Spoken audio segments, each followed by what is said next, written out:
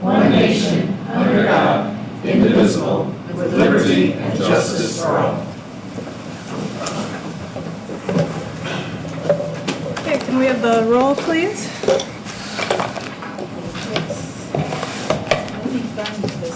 Okay. Commissioner Blaney, Present. Councilmember Graham, Present. Councilmember Jessen, Here. and citizen appointees Patrice Muller Here. and Karen Nelson. Here. And would you want the non-voting? Sure. Okay. HR Director Rhonda Young. Here. And Nursing Supervisor Connie Rudd. Here. And Technical Advisor Scott McClure. Present. And I'm also here. Duly noted. Gang's all here. Okay, tonight we are going to have presentations by all of our applicants. And I'd like to mention before we get started, we talked about this via email this week, our committee did, that we would use the same scoring rubric as the other committees did, just to maintain consistency over the committees. When things get sent up to the steering committee, they will still be dealing with apples and oranges based on the different committees, but this might make it a little more helpful in viewing how strong projects were scored within the committee. So nobody said they had a problem with that. Did anyone not get a chance to speak their mind on that one? Okay. So in front of you, we've got priority considerations and the scoring rubrics. So keep those in mind while these presentations are going on. What about a time constraint on the presentations? I know both of you have already been in committee meetings with presentations. Yeah, we gave 15 to present and 15 to ask questions if needed. And some were shorter than that. And we're not going to cut anybody off, and we only have a few. Yeah, we don't have that many. Few so groups it's that not- have a couple of different proposals, and so I think we'll be able to get through it pretty easily. All right, I don't think we'll worry too much then about time, unless somebody, As long as Lance doesn't get long-winded. yeah. Or Lee, boy, he likes to talk.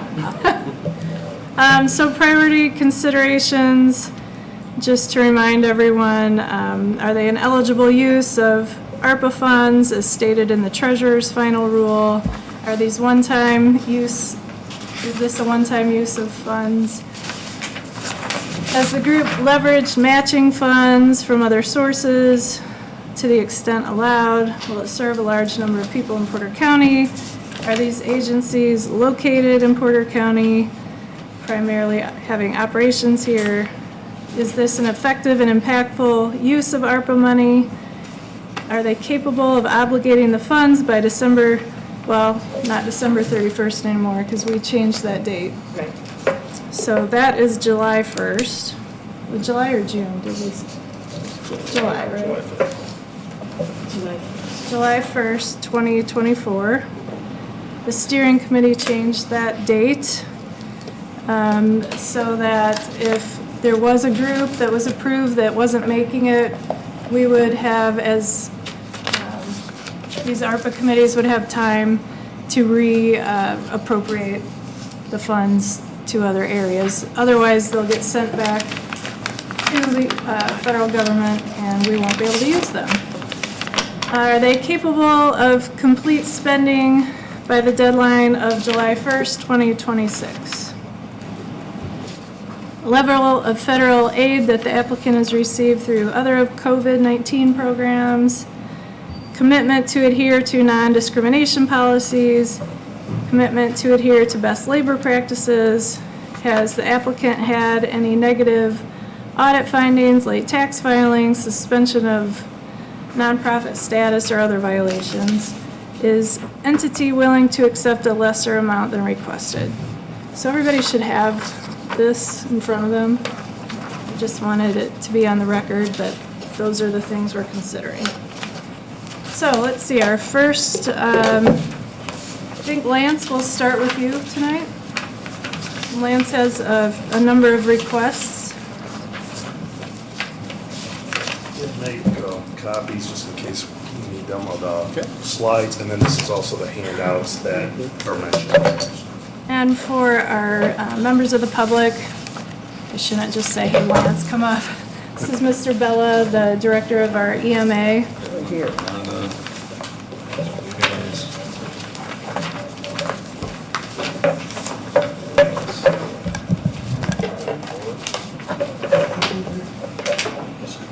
Let's see. I didn't get one. You didn't get this one? Yeah, that's the one I need, but I don't know if I need it. We'll share. Okay. There's some more. Oh, he's Oh, got okay.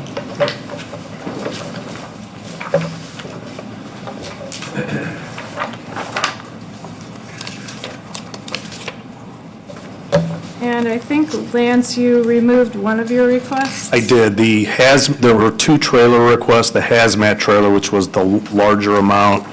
We found out that we cannot get a hard quote for a custom trailer right now because they're so backed up, they're not even giving quotes. So I didn't want to submit something for consideration that I didn't have a hard quote on. Okay, so you can remove the hazmat trailer request from your packets. All right, so can we start, let's see the order here. I'll let you start That's whichever okay. place you want. So the volunteer pay is first, and that's for the amount of $20,458.75. And that was using the calculation that was recommended on the website for $13 per hour. Next slide, Kurt.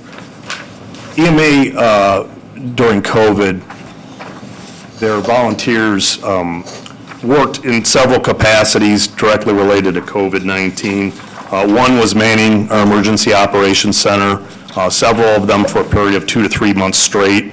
Again, this was at a volunteer capacity, no pay was given to them.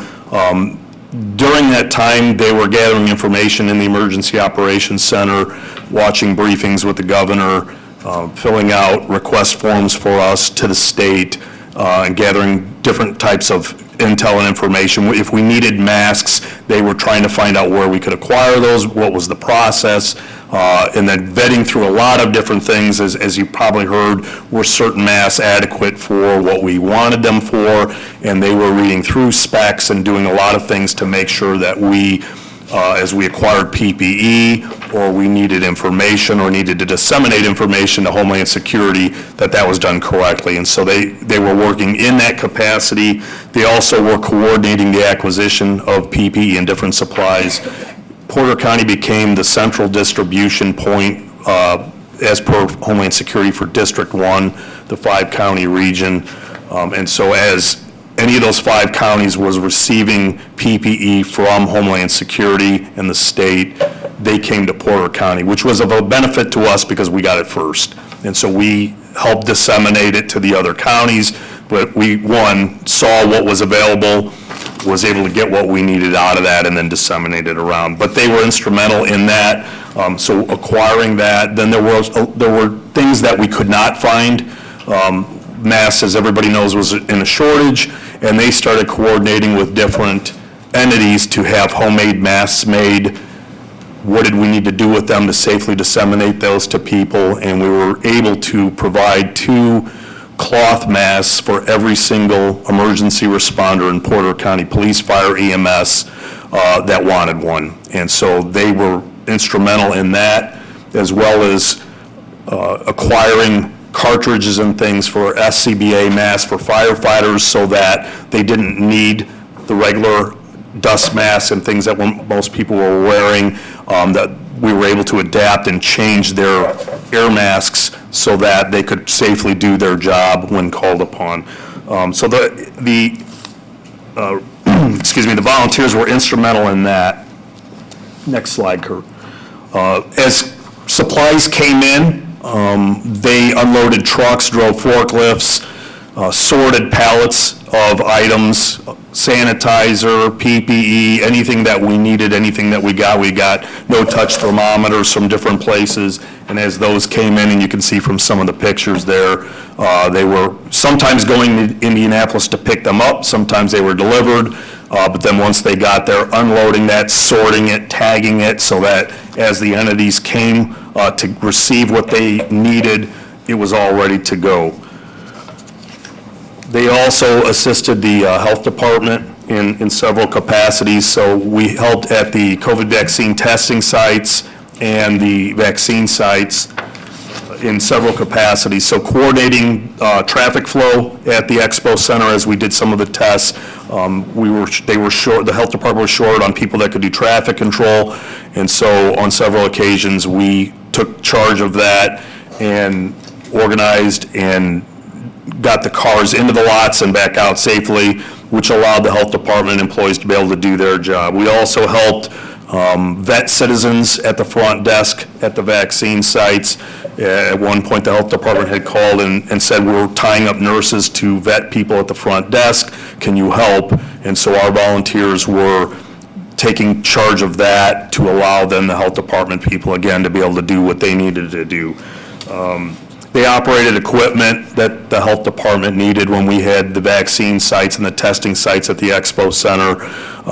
There were times where they weren't able to use the buildings because of conflicts, and so EMA personnel brought different District 1 equipment. We have a warming shelter.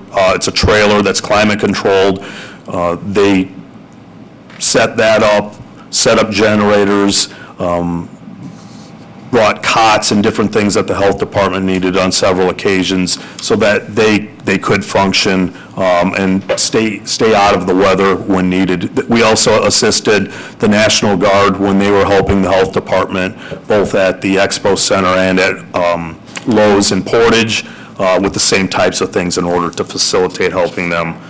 Again, these volunteers did this at no charge to the county and donated all of their time. So this would be just seeking some sort of compensation for them in order to thank them for the duties that they did. We literally would have drowned without their help. We did not have enough people to do what we needed to do, and without the volunteers, we would not have made it. Now, and these are our regular EMA volunteers that train on this equipment all the time and train in the Emergency Operations Center. So they put in a great deal of time training and meeting and doing outreach. They work the Porter County Fair every year.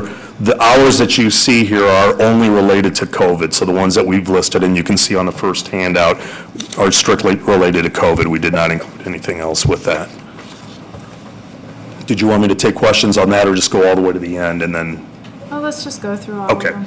Okay, so the next item is the EOC laptop. So EOC is our Emergency Operations Center, which is where we can run large-scale operations and coordinate efforts. We had that open throughout COVID, or throughout the heaviest parts of COVID. It's used for search and rescues. It's used for winter storms at any time that we need to run an operation out of a fixed site.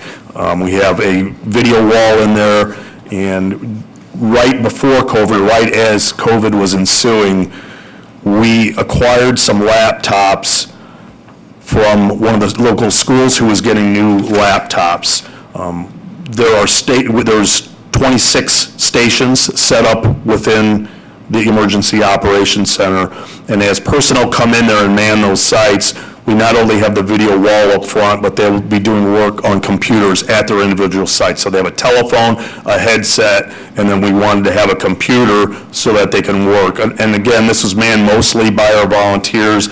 And so one of the schools had donated some time back, and this is several years now, laptops that we've been utilizing, and so that was at no charge to the county. But they've reached pretty much the end of their life where we cannot update them anymore. And we keep getting messages on the computer saying this is no longer able to update. And so that hinders our operations when we're trying to gather information in order to do what we need to do in the Emergency Operations Center. And so I had asked IT if they could get us a quote, which you'll see, which is the second handout there, for what we would need to, as much in kind as we could with what we already have. to be able to get 13 new laptops so that we can have those on hand. The Emergency Operations Center, when we need to set it up, most of the time it's not a planned event, and so it's very important to be able to set that operations center up and get it operational within a short period of time. With the right equipment, we can have that thing stood up within about 15 minutes if we have personnel on site. So this just helps us as far as not having to fight with the equipment and the computers in order to try to get them to work. And at some point, they'll cease working, and we need to upgrade that. So this is just to replace those so that we're able to do that. Okay, next on the list is an enclosed trailer for $12,150. We have a lot of equipment at EMA that used to just be stored upstairs in our loft. Cots, emergency supplies, sandbags, and a lot of different things like that. And so as we needed to deploy those things, if we had a call from the health department or one of the fire departments that they needed these supplies, what we were doing was running up and down the stairs with multiple people, trying to get the stuff down into the lower level and then load it by hand into whether we have a trailer, a truck, or whatever and then what we had to use at times, if we needed a trailer, Porter County does not have its own trailers, so we have to use the District 1 trailers, which most of the ones that we have on site are filled with equipment already, so we may have to call somebody in order to borrow a trailer in order to transport items. What we've done over the last couple of years is rather than have everything loose, we bought these poly bins that you see in the photos there, and what we decided to do was pre-package things that we needed. So we have a kit with cots, blankets, pillows in a cube. And all of that is listed and inventoried. We have several of those like that. We have some that have kits for flooding. They'll have sandbags, shovels, signs, rakes, whatever we need in that. And there's different categories. We have 4 different categories of equipment that we use. We purchased over the years 22 Gaylords in order to organize those items, and then you'll see on the next page also, there's a set of wheels that we bought for each Gaylord that we can set those poly cubes on wheels and move them around and the wheels lock down. What the trailer is, and it's very similar to the one that you see pictured here, it's a 7-foot by 16-foot trailer. The thought process is if we need to deploy this equipment, we need to do it very quickly. So it's already pre-packaged, but now we have to get it to where we're going. So this type of a trailer has the side door, but it also has a rear hatch that folds down with a ramp. And so as we bring these cubes down in our bay, we can wheel them right up onto that trailer. The wheels lock down so they won't roll around. We can quickly deploy those to whoever needs them, roll them off the trailer wherever we're at so we don't need a forklift or anything to unload them. And then they're all sealed and inventoried. So we can break the seals, we can get the equipment out that we need. When we're ready to bring it back, we can pack it back into the totes, put it back on the trailer and bring it back. So what we're asking for is one of these trailers that would be Porter County's own trailer. So we're not having to borrow one from someone else or try to unload district equipment off of the ones that are on our site in order to do that. Some of these things can be planned.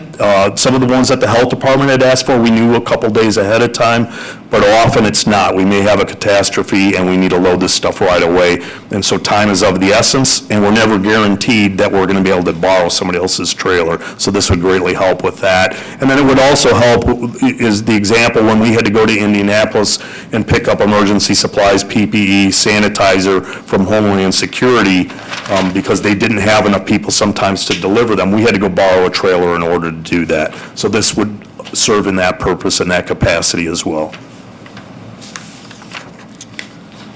Lastly is the deployment tent, and that is for $59,595.25. This is a very large 21 by 20 foot inflatable tent, and if you've been to the Porter County Fair, the district has one of these tents that we will utilize during the fair, and it's usually in the concert area, and it's used by our emergency medical services as like a MASH tent.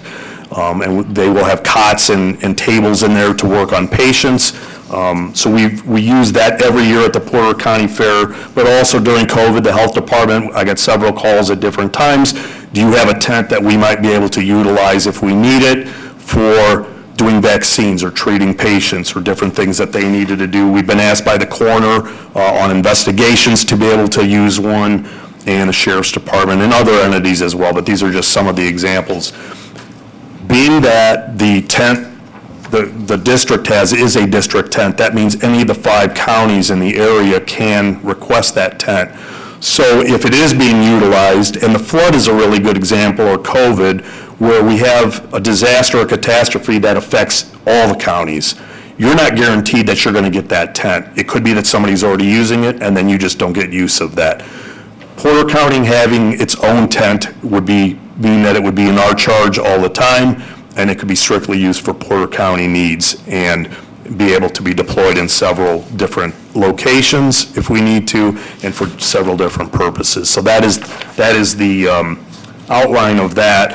Also on the quote, you'll see an air conditioning unit. So an example is when we're at the Porter County Fair or a lot of events, it's very, very hot.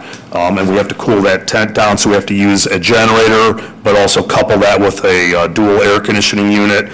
This also has heating units, and then you can see in some of the pictures here, there's ducting in the bottom one on this page that shows the heating unit. You can see there's a flexible duct that leads into the tent, and then that's disseminated through the rafter system. It's basically a big vent system so that you can pump cold or hot air into that tent. There were several times that we could have possibly used that during COVID in the inclement weather and needed to heat it. And so this facilitates being able to do that. There's lighting that we can put in, especially an example when we were helping at Lowe's, it was getting dark by 4:30 because it was in the winter time, so you may need that lighting. And so this lighting is built into the rafters with LEDs so that we can light that up so people can see. Even in the daytime, those can be very dark just because of the vinyl and things that doesn't allow the light to filter through. And then transport carts, because it's a pretty heavy tent, so you have to get it on a trailer, so the enclosed trailer that we mentioned would be one means of getting that there, but you have to wheel it on, wheel it off, and then basically you almost have to roll this tent off onto the ground in order to be able to inflate it and set it up, and then it gets rolled back on the cart. So the cart facilitates being able to get it from point A to point B. It's too heavy to just pick up. You can't just pick it up and pull it onto a trailer, and it would tear, and as you can see, they're not cheap, so they need to be treated with care and taken care of. And that's all I have, if anybody has any questions. Okay, what questions do we have? And Connie and Rhonda, feel free to ask questions as well. I just have a question. Your volunteers, like on a normal basis, how many hours do they normally volunteer versus what they did on COVID? Normally, we're at around 2,500 hours per year. It was boosted because of COVID, so the numbers you see are just COVID, but they would include the training, the planned events like the Porter County Fair, the Popcorn Fest, and all the other things they work at and do. We also do courses, which was hindered because of COVID, but classes for the public on first aid CPR at times, and Porter County government employees, and that's at no charge to them. And storm spotting, what would you do in the case of a tornado? In order to teach, the idea is teaching people what to do in the case of an emergency or a disaster, because knowing that emergency services personnel, depending on the magnitude, may or may not be able to get to them right away. So how do they minimize the damage that they may be facing, and how do they take care of things in the meantime prior to emergency services arise? If a tornado were to hit, it could be days before people are able to get to them. So we're trying to equip them with knowledge to be able to do that, and so that's what some of the courses are. But they also assist when they can on inspection, cycling the equipment, making sure that it's going to work. It's operated much like a volunteer fire department. We only have a director, deputy director, and an administrative assistant as far as EMA proper, and the rest are, right now we have 14 volunteers. We like to be around 20. We're at 14 right now. So we rely on them, though, if we do have an emergency call out in order to respond. the NIPSCO fire a couple years ago, we were there with our command truck. We were there with the rehab trailer helping the firefighters. We had Porter County firefighters as well as Jasper County firefighters on scene. And so when they call us, we have to go, and they need to be able to operate all of this equipment because we don't know who's going to show up for a specific emergency, and so therefore, they have to train on all the equipment and be able to use it. Did that answer your question? Okay. So, as Lance says, you look at the time frame. So you've got the hours for 2020 and hours for 2021. And so my question is, I don't know if that's a specifically identified period of time, like from March? It was. March of 2020 to December 31st of 2021? Yes. And Vicki, can you help us out in terms of how that works? I mean, it's not as simple as saying hours times $13 per hour. It's not that simple of a calculation, I don't think, is it? Well, for the county, when we awarded the premium pay, it was pretty simple because those individuals clearly worked the hours to get to the limit that the county council imposed. But if I could... Yeah, I had a question based on, you're probably going to address it, so I'll wait till you're done. I'll just start by saying this $13 is the limit that's in the final rule for premium pay. Okay. And there's a concern that I have about how we're calling this because I bring your attention to a section in the Federal Register, 4400, it's page 4400, that talks about premium pay. And it can be awarded to salary workers and hourly workers, part-time workers. Premium pay may not, however, be awarded to volunteers. Then it goes on, if a recipient is interested in compensating volunteers with SLFRF funds, then it must do consistent with the requirements set forth in other eligible use categories, and they give an example. So if you go to the other example, we would have to follow a specific framework. This would be one of those areas where we would have to explain that we're paying pay to volunteers following the framework for these other public health and public safety workers. So we can't call it premium pay, and that's my only concern, that we're tying this to the premium pay of $13 per hour.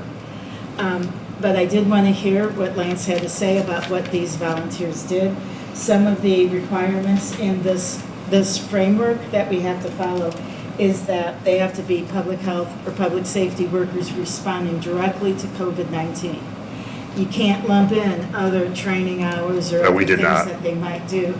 And there would have to be maintenance of records to support that these individuals were dedicated to COVID-19. So we do have to tie it to hours or events.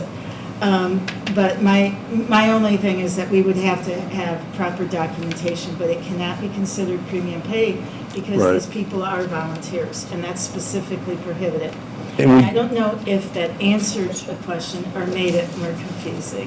Well, no, I had remembered that the premium pay said no volunteers. Correct, So and that is straight from the final rule.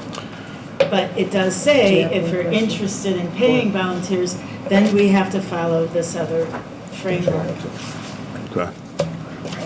And we do have logs, so they fill out, we have an electronic log that's filled out when they're doing any type of work for EMA. And normally, because when they deploy to a FEMA emergency, say Florida, they're compensated at the government volunteer rate, which is between $24 and $25. It fluctuates, but I can get you the exact dollar figure for what it is today. It's kind of like the vehicle reimbursement mileage. It fluctuates. But the only thing I will state is these aren't volunteers that aren't normal Porter County responder volunteers, where you may have something happen and just the public shows up and volunteers. These are people that train on the equipment, spend an awful lot of time dedicated specifically to Porter County. And I think it would be good to show them at least something because we, over the years, have never compensated them for anything that they've done for Porter County. First of all, I'd like to ask a question. Are we going to score all of these tonight? Well, that's what I was going to ask. all And of then you when we also, get- because I have several questions about all of them. Are we going to take them? Let's start with this volunteer pay and then, Okay. My concern, first of all, thank you and your department for everyone that works there and volunteers their time. And it's a department that I was asked many times by by several of the other council people, what does EMA do? And I said, just remember, they're there when something really bad happens, and they're there to back you up. And I thank you for that. But I will say, these are volunteer people, and God bless them. I really appreciate it. But there's a lot of people in county government that did not get premium pay. The county council did get together and made decisions about who would and who wouldn't. And the idea that it's in the final rule that there's a question about volunteers getting premium pay, that's one of my concerns that I have. Yeah, no, and I guess I would, maybe I'm interpreting it wrong, consider premium pay above and beyond your normal pay, and they get paid nothing. So this would be just giving them something, so it wouldn't even be, in my opinion, premium pay. We may be using the dollar figure, but normally, again, when we would submit to the government for reimbursement for them deploying to an emergency, which has happened, they went to Hurricane Sandy and things, it was at a rate much higher that the government pays them. any other questions? Lance, so if they get when they are deployed to another state, is there nothing available for them for this emergency through FEMA, whoever pays them? Yeah, there has not been to this point. There's- And I think what it was, it's been so widespread across the country, they just hadn't done that. You know, where before, maybe it was localized to a specific state or a specific emergency. This was everywhere. You know, to Sylvia's point, in terms of the volunteerism that, those folks put out there is terrific. And they do it because they care about the community, and of course, they appreciate your leadership, I'm sure. And, some of these hours over the course of 2020, it goes all the way up to 131 hours, 300 hours, 442 hours. I mean, that's a It's a lot. heck of a volunteer spirit.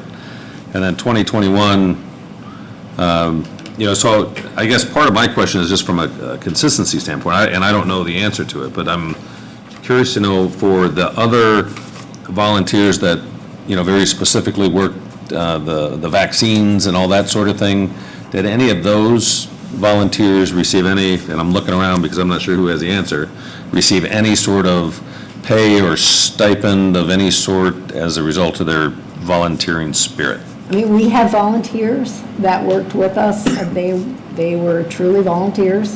And then we did have ones that were paid and asked to be paid. So we had both in our midst. You had paid volunteers, or did you employ? Paid hourly workers, and then some that, asked to be volunteers to give back. And they went through our mass clinics by being volunteers. And then do we know, I would draw a parallel between those your volunteers and the fire department, the volunteer fire department folks. Did they receive any sort of stipend, premium, bonus pay that you know of? The volunteer fire departments get paid depending on what department per call or per hour, depending on what it was. When I was a Maryville firefighter, we got X amount per call. And at the end of the year, you receive that, and then you also got a vehicle clothing allowance. Our hazmat team does get a stipend every year if they meet the minimum requirements. And those are separate volunteers. They get paid every year, and the EMA volunteers receive no pay. So here we have a disparity on emergency responders that volunteer directly for the county. Why are people who are getting paid regularly called volunteers? I don't, which people? Not your EMA. Oh, people. other You're ones? talking about some of the Yeah, I'm other- not sure. Yeah. I didn't know volunteer fire departments, you probably know much better than I, but I Yeah. didn't know they got paid anything. I Yeah, thought they were volunteers. That's what I thought. I mean, they have regular jobs, but they train on the side. They don't get paid for their training, but they'll usually get paid per call. And I don't mean Yeah. to run them down. Yeah, Yeah. no. Greatly appreciated, all the volunteers are. I was just curious. Yeah. And whatever they get paid, it's probably not enough. No. It might cover some gas, that's about it.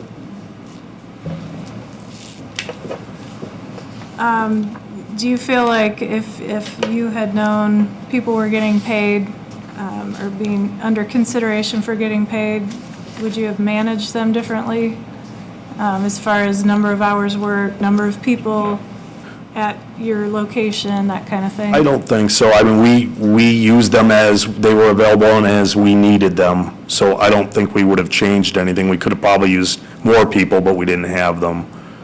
So, Okay, any more questions on volunteer? Okay. All right, let's move to the next topic here. Was laptops next, or have I gotten my? yeah, laptops. My question with laptops, I know you have 13 now. I know they were donated. Do you need all 13? Do you use all 13 regularly? We do. And that, so we have more seats in the EOC than we have laptops. And the reason is because this way, two people at a workstation, depending on their assignment, will have them share information. And so rather than have one for every single seat, that's why we only have 13 on there. So you don't think having fewer would be, your purposes would not be served? No, I mean, it depends on the scale of, you know, what we're trying to do. On a search and rescue, I may have 6 people, but on a winter storm or something where I, you know, have different entities in there, I need them all, so. Okay. I have a question. Was this the best quote? Did you get other quotes? I went through our IT department, so I'm assuming it is because they're really good at that. And yeah, I asked them, because what I didn't want to do, I wanted to make sure, I said, here's my needs, here's what I want to achieve performance-wise, can you tell me what I need? Looking at what laptops we have here, because I didn't want to overprice it, so. Now, those are a thumbs up from IT? That is, it's compared to 3 different vendors, all of them will give us really good prices all the time. Plus the government discount, plus quantity discount. Any other questions on that one? Yes, as far as the computers, are they hooked up to the Porter County systems? We have the Porter County network that just paid staff are on. The volunteer computers and the computers in the Emergency Operations Center, we have a separate Comcast internet so that some of the information that we have to go out and get, we can get. Homeland Security and different things that, one, we probably don't want on the county's network, and then we also want to make sure that we don't have any chance of doing damage to our county's network, so it kind of works both ways.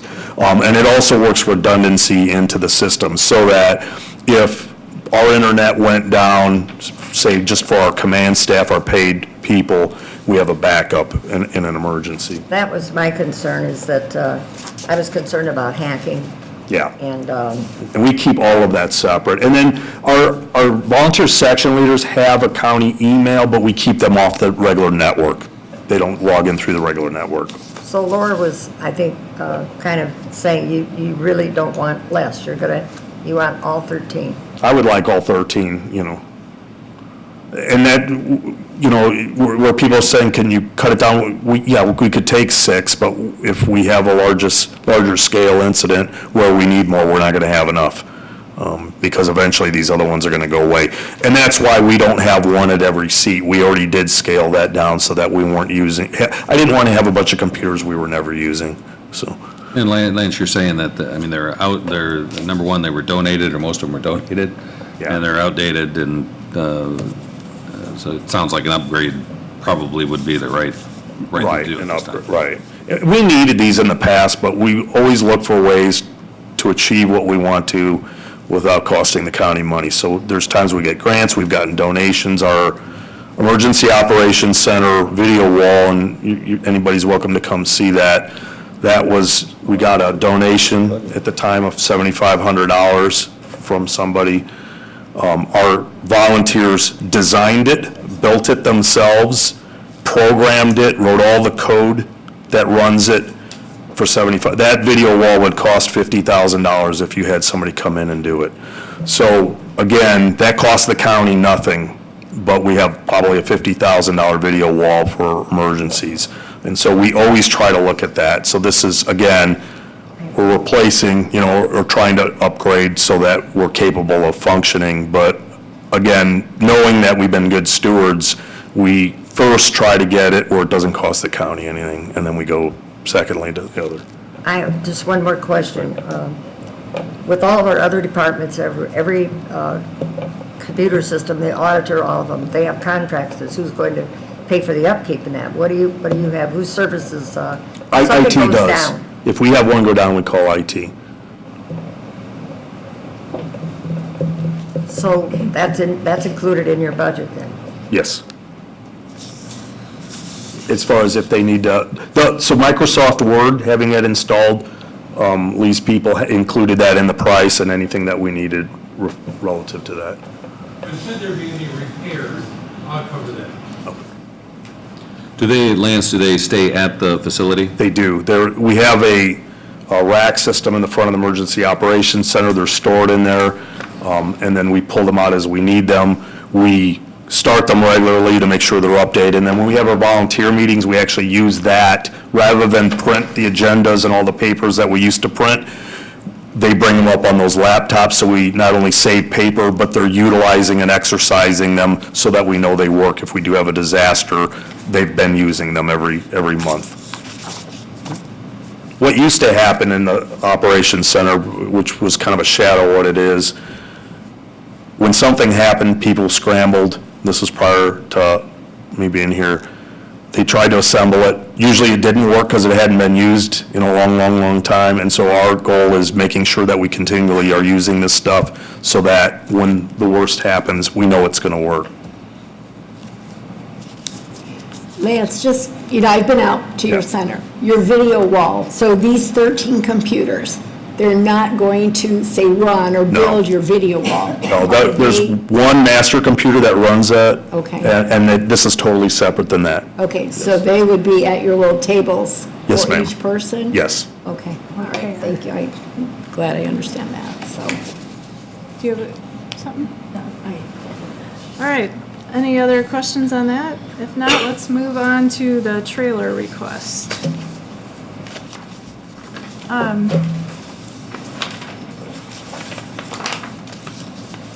Well, Go ahead. okay. Lance, I'd just like a clarification. The EMA department was set up for 5 counties, right? And you're in a district. Does your Porter County, do we keep all the supplies and all these, everything at your facility? We have a good majority of the District 1 equipment is there, yes. So that Porter County is kind of like the hometown or the center for dispersing this equipment?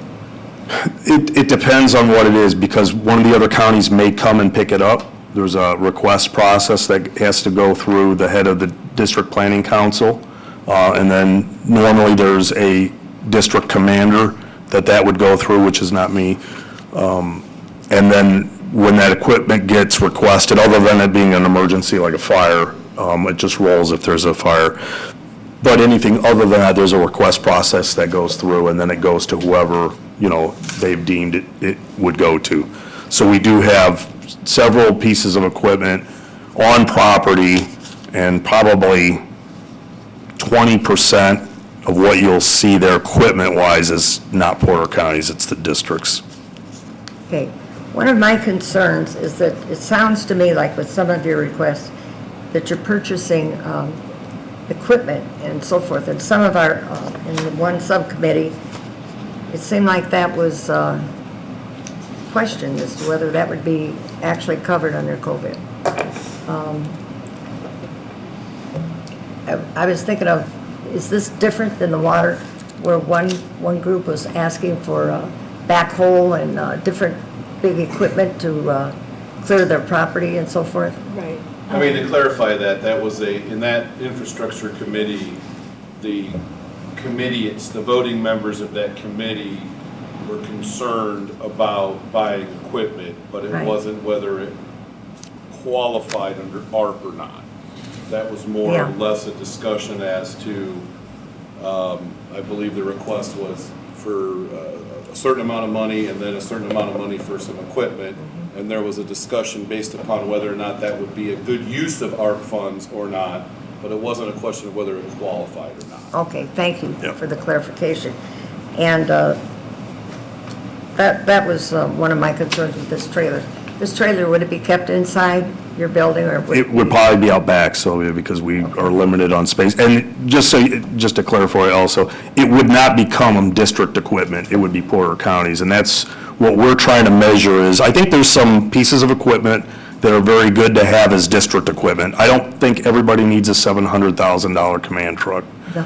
But an enclosed trailer for $12,000 to, be able to move emergency supplies and equipment around, that's something that every county should have. So what I've tried to do is assess that and say, what equipment does Porter County proper need for us? Because I think in the past predecessors, they worried more about the district than Porter County. My concern is Porter County first. How do I take care of Porter County? Beyond that, I'm going to help the district if I can, but Porter County citizens are my number one responsibility. And so we're trying to make sure that we're capable of responding in that capacity whenever called upon. How many times, like in the last year, would that have been useful to you? What kind of use do you think it would be? Probably 25 times at least, if not more. Yeah, Okay, so quite a few. now, in the current situation, you have to unload a trailer whenever you want to use one? Well, what we've done is, there's a similar district trailer that's parked out behind our building, but it is full of the inflatable tent, air conditioning units. It would take a great deal of time to unload that. It's very heavy. Also, there's shelving units in there, so you wouldn't be able to just roll these poly gaylords on unencumbered. You wouldn't be able to fit what you needed on there. And then, again, as we got supplies from Homeland Security down in Indianapolis, we had to call around and go to Maryville and pick up a trailer to borrow from somebody in order to be able to do that. Okay. Can you, Lance, confidently say that that trailer is going to stay in Porter County? Yes, sir. That's my intention. And I was a little, do you have the Gaylords now, or is that, so Yeah. you don't need, you're not No, purchasing so it? we have 22 of them now. And I think that's about all we need. I think we're good on how many we have. Any other questions? I do. This is, we have our vehicle for the health department, and just who insures all of your vehicles? Is that the county? Or- Porter County insures the equipment that is Porter County proper's. The district pays, every county now pays in $3,000 a year, $4,000.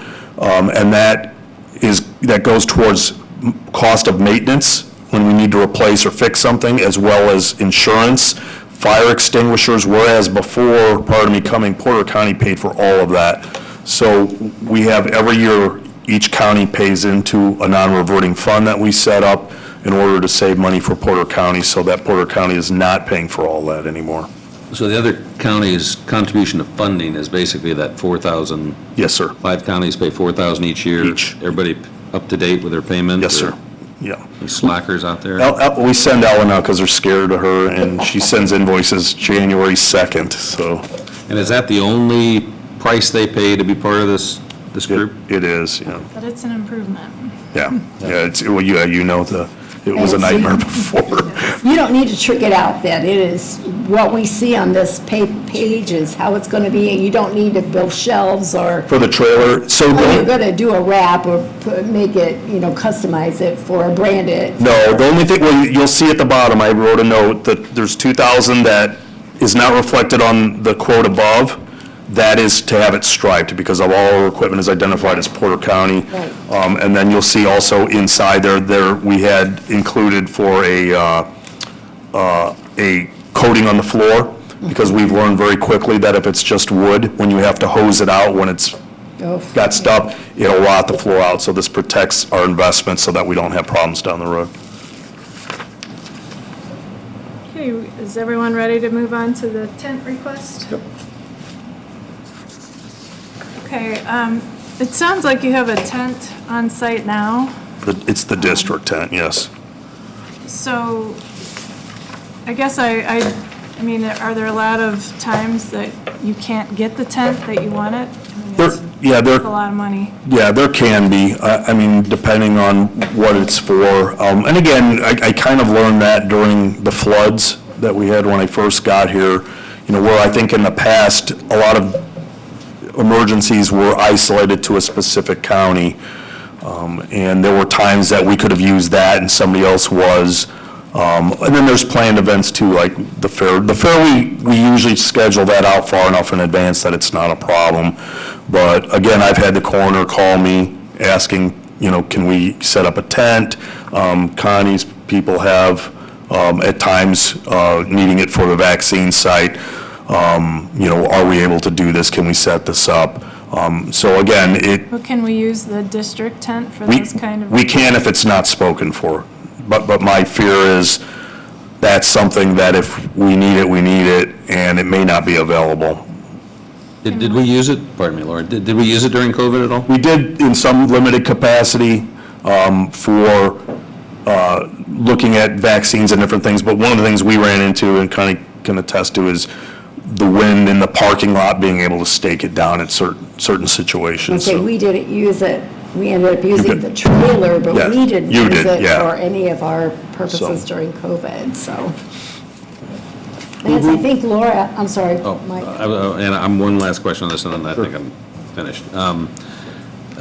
Did we, who purchased the initial tent? That's the district. Well, they didn't purchase it, it was a Homeland Security grant. So they had gotten a grant many years ago before I was here, and that's how that was paid for originally. And no additional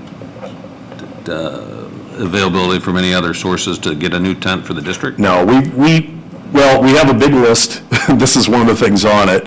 And we work with the county's grant writer. And as grants come up, she and I meet about every month. And any grants that come up, we look at, here's the things we need, what can we apply to this grant?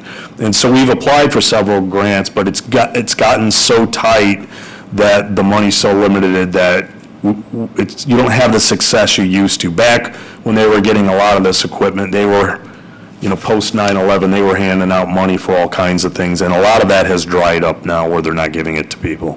I appreciate the fact that the other counties are now at least contributing, and that sounds like that's a victory compared to the past. But it almost seems like intuitively that the other counties ought to be stepping up more to help on purchase these types of things, and Yeah. divide it out over 5 counties. You can get a lot more equipment that way, frankly. Yeah, I agree. And again, I think we look at what is it that we need, Porter County specific, we have a 125 kilowatt generator that's a district asset. I don't know that every county needs one of those because it's used so seldom that one between the 5 counties is enough. And so that's why I try to be very careful what I ask for, because I don't want to get things just to get things. That's a really good district asset. What some of these things, knowing and seeing what I've seen since I've been here, are things that if we don't have them and somebody else does, when we do need them, it could really hinder us, so. I just had, my last question, I guess, is, this is a wonderful piece of equipment, and I've seen them, set up. I guess, I just wonder how often it's one of those catch-22s. If you have it and it's sitting there waiting to be used, it's sitting there waiting to be used. And if you need it, it's there, but how often, since you've been there, how often has a tent like that being used at a scene, even that we have needed? Porter County Yeah. EMA has taken the lead Yeah, I don't know if it was the train derailment? Yeah, the train, as far as emergency scenes, at least twice a year, we're using it for the Porter County Fair and the Popcorn Fest for emergency medical services. It's set up, and that's just planned events, but then any emergency type thing beyond that. And again, you may use it 5 times, 6 times on an emergency in a year, and the next year once. It just depends, yeah. That's the catch-22 Right, piece, exactly. Yeah. I know when I don't have something, I'm always questioning why. Any other questions? All right, thank you, Lance. Okay, thank you. Appreciate it. Thanks. Do I need to stick around, or I think you're. are we done? You're Okay. good to go, Okay, yeah, thank you, I thanks. appreciate it. Next, let's take the auditor's office. She has a couple of requests. I will let her talk about. I guess what we need to figure out as a committee too, after we hear these, do we want to vote tonight while it's fresh, or score it tonight, or do we want to come back? I think while it's fresh, it'd be good to score something. That's how I feel. Can we see how long it takes tonight? That could be a factor. Just be thinking about it while we're. Yeah, absolutely. Here. I have a short PowerPoint, so these are the slides I have with the PowerPoint. Okay, I didn't have it short. Thank you.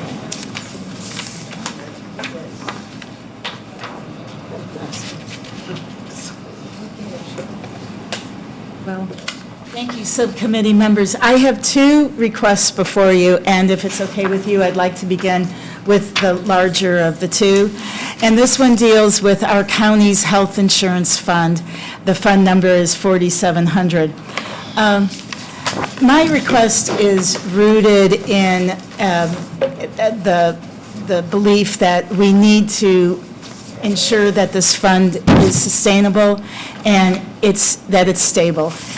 It's a self-insured fund, and that means that this fund pays for the health claims from our county employees who are on the county health insurance plan. I don't want to overdo the medical analogies, but I really can't help myself with this one. I would describe the health of this fund right now as being in the emergency room. Now, a number of years ago, back in 2010, or 12, 13 era, I would describe this fund as being on critical life support.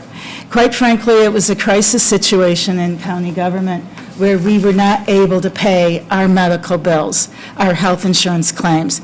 And the county council and the commissioners had to essentially borrow from Peter to pay Paul. I think that's how it was described at the time. So my hope is to make sure that we bring this fund back to robust health, and in my presentation, I hope you'll see what I'm talking about. With the first slide, I want to show you basically how this fund operates. Again, the fund number is 4,700. We have revenue coming in on a regular basis, and we have money going out on a regular basis. I mentioned that we are self-insured. We are up to essentially a certain point. We do have stop-loss insurance coverage. So on the very, very large claims, the limit has been $175,000 per employee per annum. After those claims reach that point, this fund will get some reimbursement, or most of the reimbursement, for those very, very large claims. We don't know exactly when that reimbursement comes in, because these large claims do take some time to go through the claims process. And the stop-loss reimbursements are shown in that last box at the very top as some of the other revenue. Other revenue sources are other rebates and refunds that we receive, as well as employee payroll deductions. This is pretty common. If you are employed and you're on your company's or your employer's health insurance plan, you probably pay into the plan. You have an automatic payroll withholding, and that's the same here in Porter County government.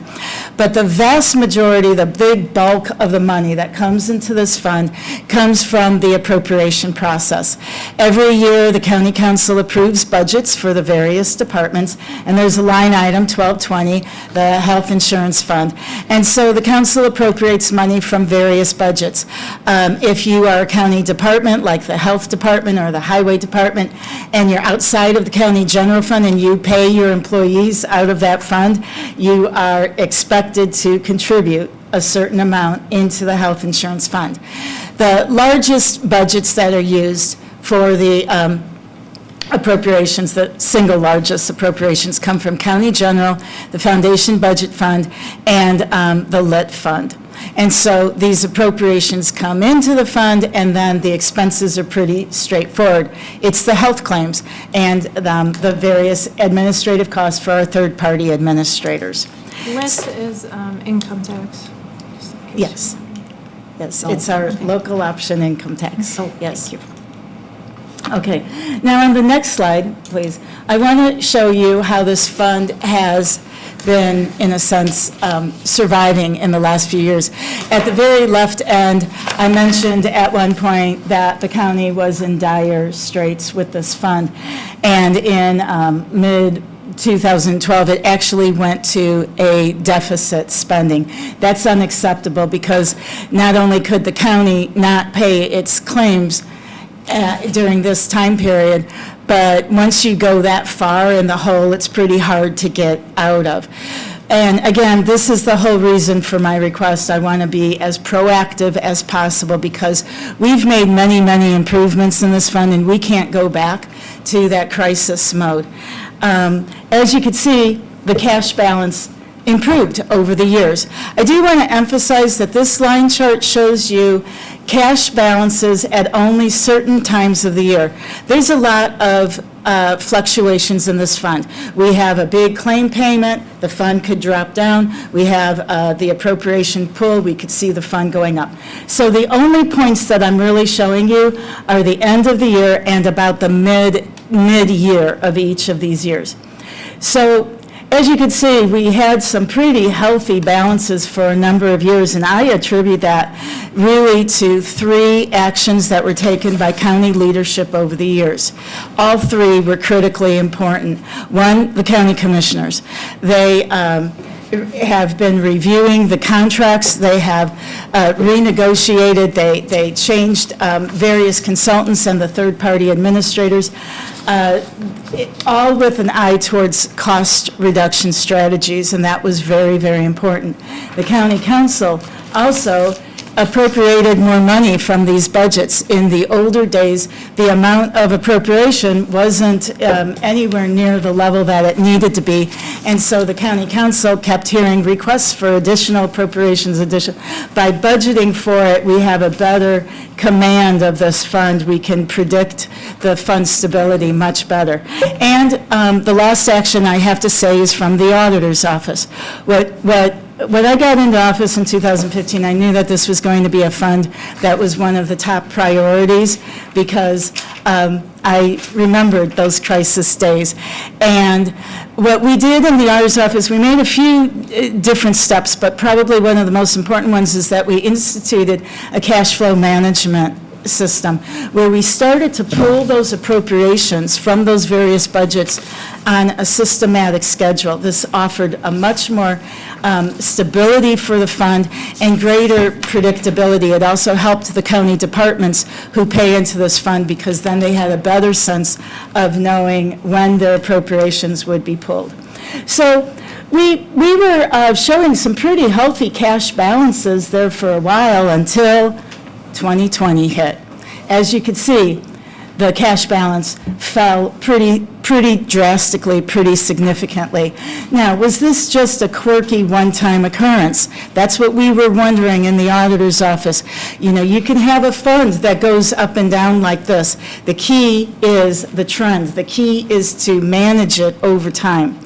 And so, in 2021, we were not getting very confident in the auditor's office. We started seeing the claims coming in pretty high.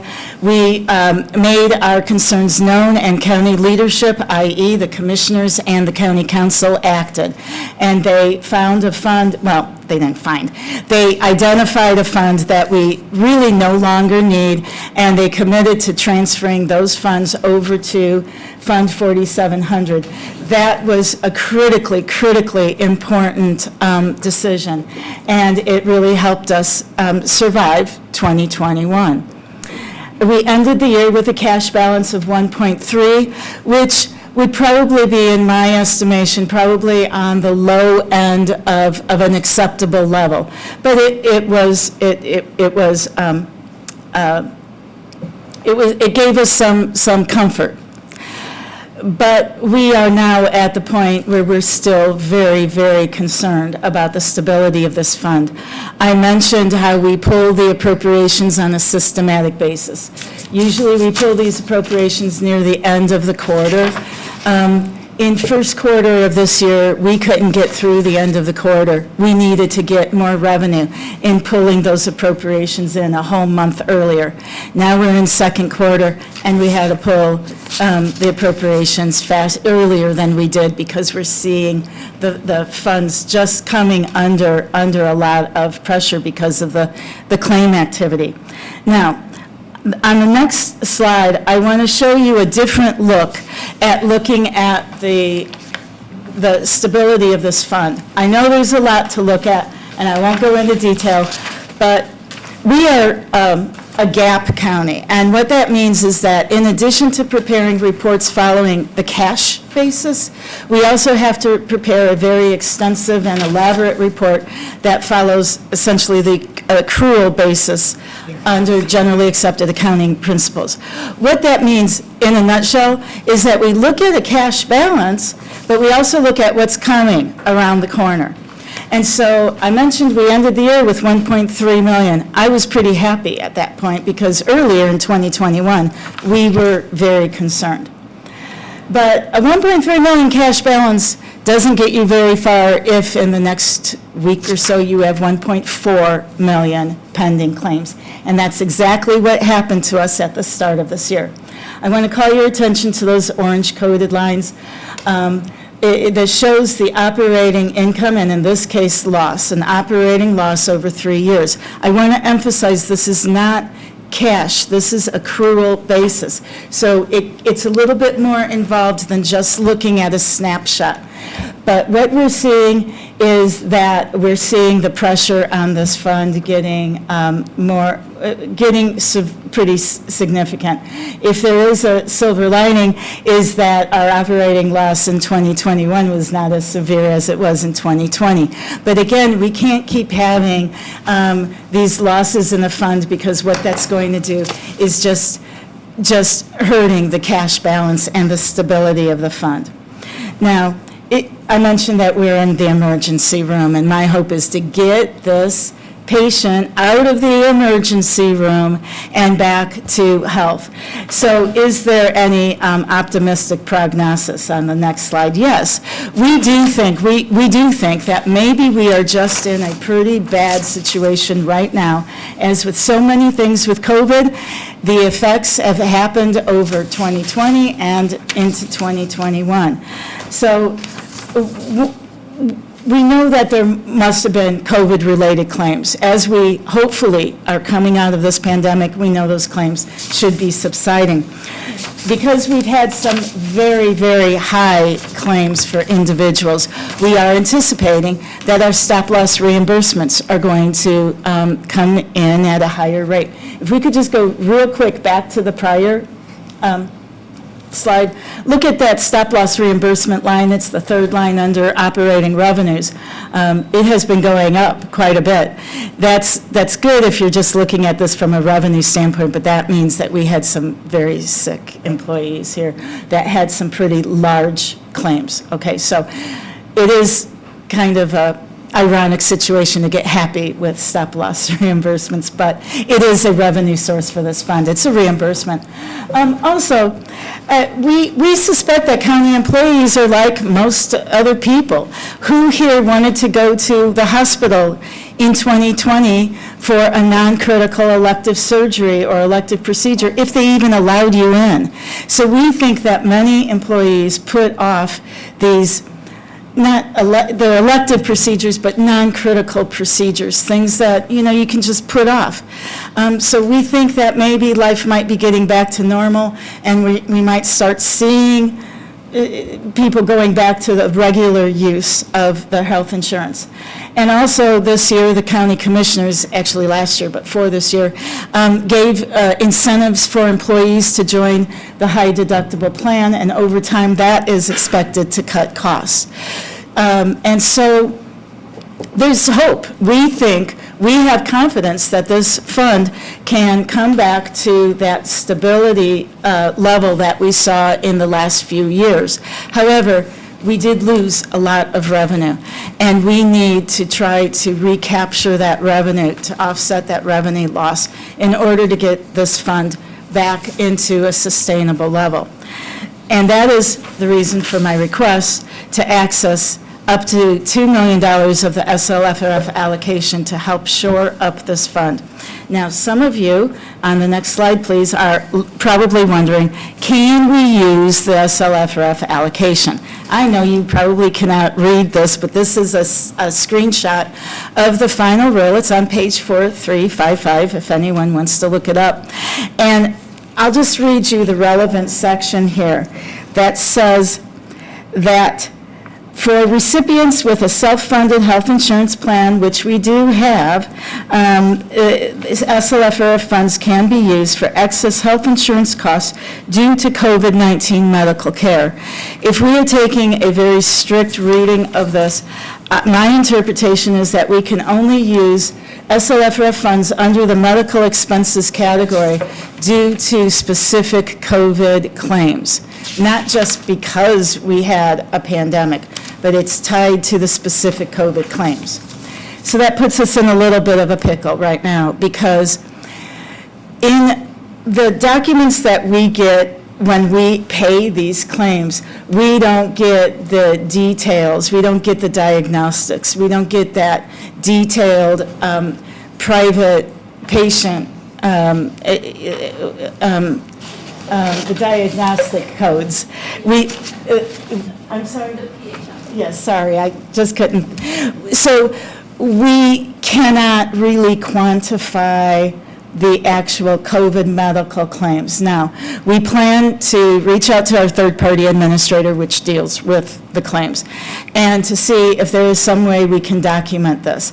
I do want to make something clear. We in the auditor's office don't want this personal information. We feel that if the commissioners had this health insurance plan and decided what's covered, anyone who's on this plan, as long as the procedure or the surgery is covered, they have the right to it, and it's none of our business what employees are getting medical care for. And we don't want to see that, but we want to try to zero in on what of these costs were actual COVID costs. If we can't quantify it, I would take the position that we can't use this particular part of the SLF allocation, but there is an alternative. We are allowed up to $10 million under the revenue replacement category, also known as the revenue loss category. We can use this category for any legitimate government service, and certainly paying health insurance claims is a government service. And so my request is to consider, and I know this is a difficult request, I know it, but my request is to consider recommending to the steering committee and then ultimately to the commissioners and the council to use our SLFRF funds to help shore up this fund, help us get it stabilized, and to the extent that we can't identify the COVID-specific claims, then we would dip into the revenue loss category. And that concludes my presentation on this particular, yes, on the last slide. That just shows the 4 big expenditure categories shown in order from the most flexible down to the most restrictive. So revenue loss the county leadership can decide to use it for any legitimate government purpose. So if there's a project during all of this that doesn't really fit under the ARPA, you could, as long as it's a government service, place in revenue loss, but you are limited to $10 million of that. And yes, it is 10 million of our total allocations, not $10 million more.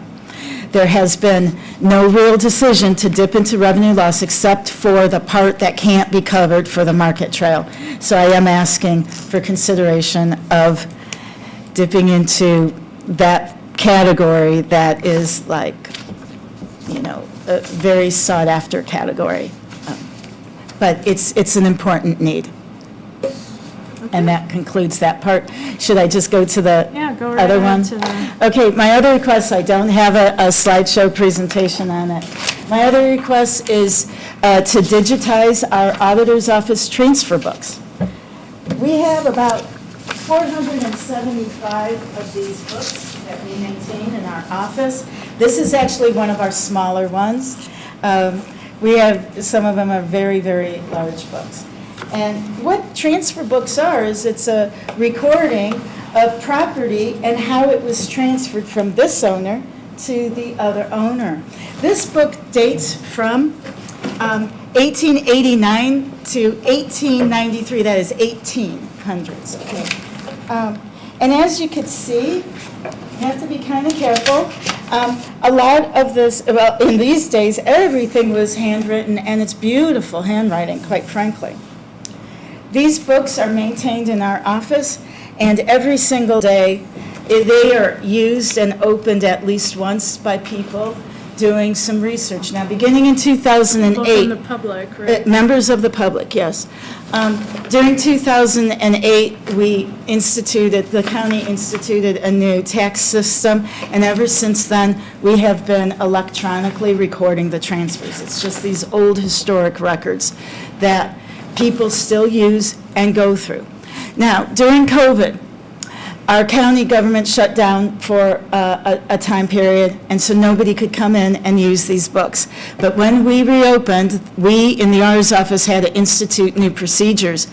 We're fortunate in our office to have a sink, and everyone who comes in to put their paws on these books has to wash their hands. And that is still a rule to this day, because public are touching these old books. And who uses these books? It's largely title companies, but we've also had people coming in to do, individuals do searches of perhaps their neighborhood. It's property ownership records that they're interested in. I once had someone come in from another state doing some research on cemeteries, and they wanted to look through some property transfer books. So these are very special records, but we cannot really control how the public handles these books, or if they're touching them after touching something else, or after coughing or sneezing.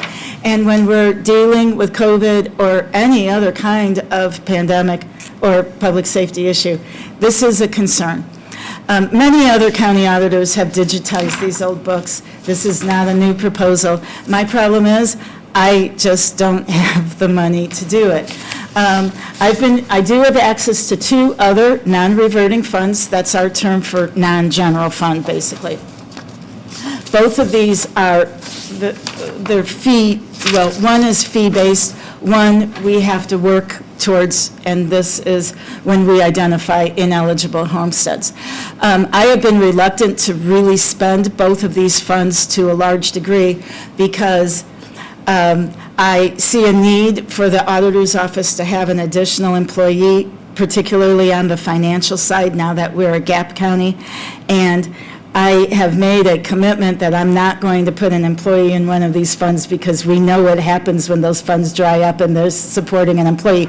We have to go to the county council and ask, put these people back in the general fund, and I did not want to do that. However, we are at the point that these funds have grown to the point that I feel very comfortable using one or both of these funds for this project. Now, how much will this project cost? If we follow the pricing that was that our county recorder experienced, because the county recorder's office recently digitized their old books as well. They have access to a fund that really became very, very healthy. And their costs came in at just a little under $700,000. So my estimation is that we're looking at about that same cost, if not more, just because of inflationary factors. So what I would like to do is ask for whatever you might think is an appropriate use of the SLF funds, and any amount over that, I would dip into one or two of these funds that we have in the county auditor's office. Both of them have grown to the point that I now feel comfortable putting up these matching funds. I believe my request was for 450. I know I kept debating it, so I apologize. So it is something that I think we do need to do. We're in the 21st century, and it's time that we do this. And the funds have finally gotten to the point that I do feel comfortable. Now, you're probably wondering, is this an eligible use? And there, I can cite you a reference in the final rule that talks about COVID-19 mitigation and prevention that deals with a very broad category of taking measures, including on software systems and data processing systems, to help ensure, that we're not touching things to that. So I just kind of answered the next segment of whether all the software changes, but I can cite it when I get back to the table. So that concludes my transfer book request. My question for that one. Yes. I know you have a lot of people in your office. You have tighter quarters than most offices, maybe not the health department, but. Not the health department. But you have a lot of people in there, and the public is actually coming into your office to look at these books. Will this allow them to search online from home? Thank you. I left that off. This is one of my hopes, that the program we get, it's not just digitized, it's not just a backup, but that it would be online based. Okay. Great. That is my goal. That way you Because don't have to worry it's one about thing to sick just people have. coming into your office. Exactly. Now, there might be people who would still come in the office for this purpose, but I think that a digitized online access to these books would dramatically reduce that traffic. So you'd still have to keep all those books somewhere in your office? I believe so, yes. And, yes. It's just like down at Recorder's office, they still have to keep all those books. They have their books, but they have also digitized it. Right. Would That was we be it. able to move them off-site to give you more room in there? I would sure You hope have so. to keep them in your office. Like if we had a climate-controlled storage area. The only thing, yeah, that's a good possibility. Okay. The only thing I do want to say is that our Office GIS mapper uses these books quite a bit. Now, They will could have she access use- to, They'd be able to use the Online. online parts. How many books are there total? About 300 and, I'm sorry. Oh, that's I'm okay. sorry. About 475. Wow. And this does not include the plat records that we also have. That would also be part of this. That's not as used as much for reference. It's more in use by our office, but we would like to scan those as well. Any other questions on the scanning project? How about the health insurance shoring up?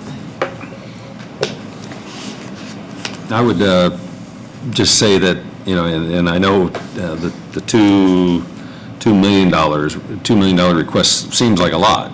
And I know, I think you're having a bit of a hard time asking for it in some regards, but I could assure you, in my mind, I don't think you're asking for too much. I think in these inflationary times, that we're in and will be in over the next couple of years, we're not quite past all the ramifications of COVID, I don't think, in terms of medical expenses anyway. And you're right, I think when there is a particular case involving that with one of our employees or families that are on insurance, those are costly. And so I would guess, and it's gone up, what, 9% the year before and 11% or something, or 14% last year. I don't see medical costs going down anytime soon. And I appreciate the fact that the Commissioner's Office is working on trying to mitigate that increase, you know, through getting participants to be a little more careful with their expenditures. And when you're talking about, you know, being in the emergency rooms, I think a lot of times what we have to get away from is employees going to the emergency room when they ought to go to urgent care. And we have a great clinic now that's Right. free for our employees. And there's wellness opportunities and that sort of thing that the employees need to take, need to take advantage of and capitalize on, and to try to help mitigate costs. But those costs are going to continue, in my mind, continue to skyrocket.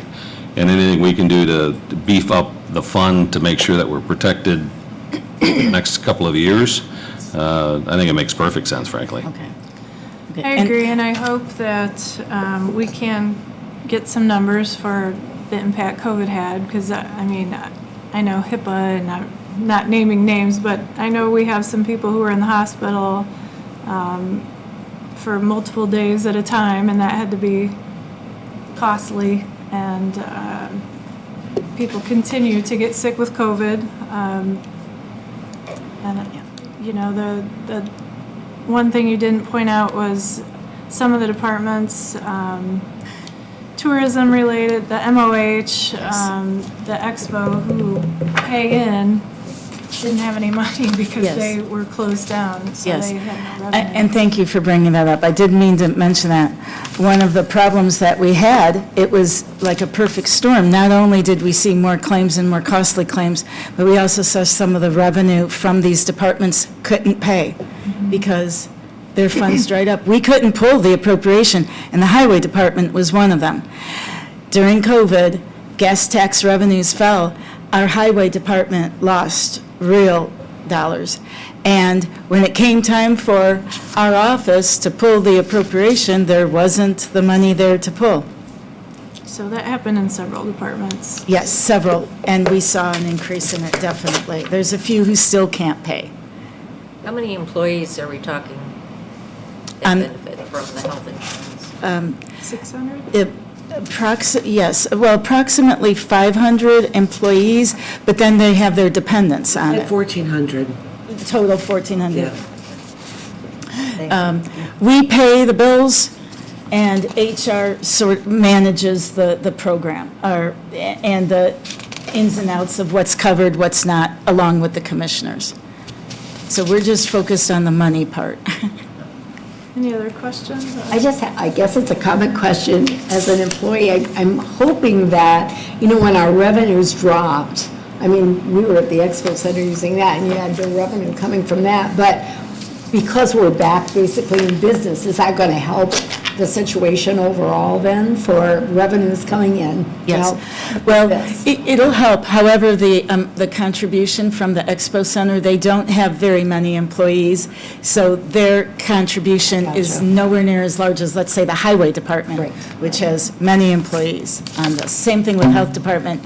Your budget pays into this fund. Mm-hmm. And you have a lot of employees. So every little bit helps, kind of, yes. Well, I want to say thank you very much for taking this proactive stance on it. Every time at budget hearings, we wrestle with the health insurance part, so thank you very much for doing this. Okay, thank you, Vicki. Thank Thank you, you. Vicki.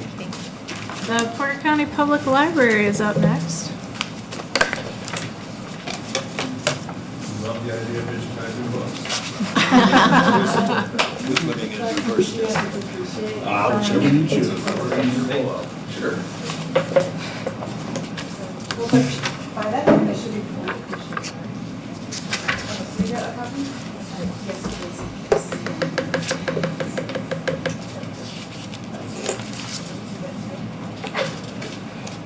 I I don't unless you have an extra. So I'll pass them out here if you have enough. I have 9 total, so I think That should be enough. Okay, great. Thank you. Should I just give them all and pass Sure. them out, or? Yeah, that works. So we have Okay, I got one. This is Haley Scott, she's our Associate Director, handles our finance.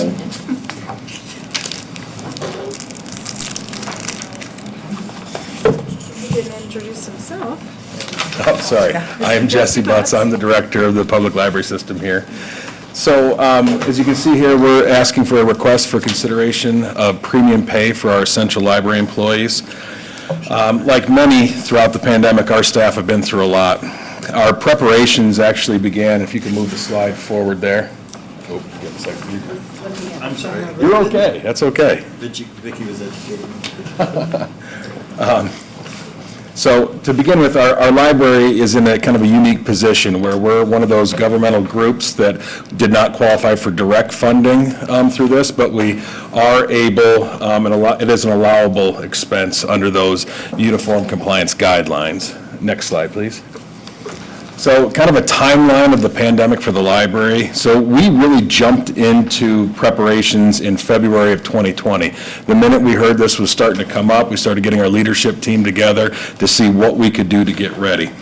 In March, we closed our doors like many other organizations, but our team was kind of poised to act during that month, so we weren't really sitting at home. We were really actively working. We began expanding our resources. We had staff members that were sewing masks for community partners and those in need. We began doing installation of things like plexi, social distancing markers, reducing our furniture, setting up quarantine locations for materials, and we began doing virtual programming. And none of these things really fall within a librarian's general wheelhouse, so they were learning and adapting on the fly. In May of 2020, next slide, please. In May of 2020, we reopened to the public.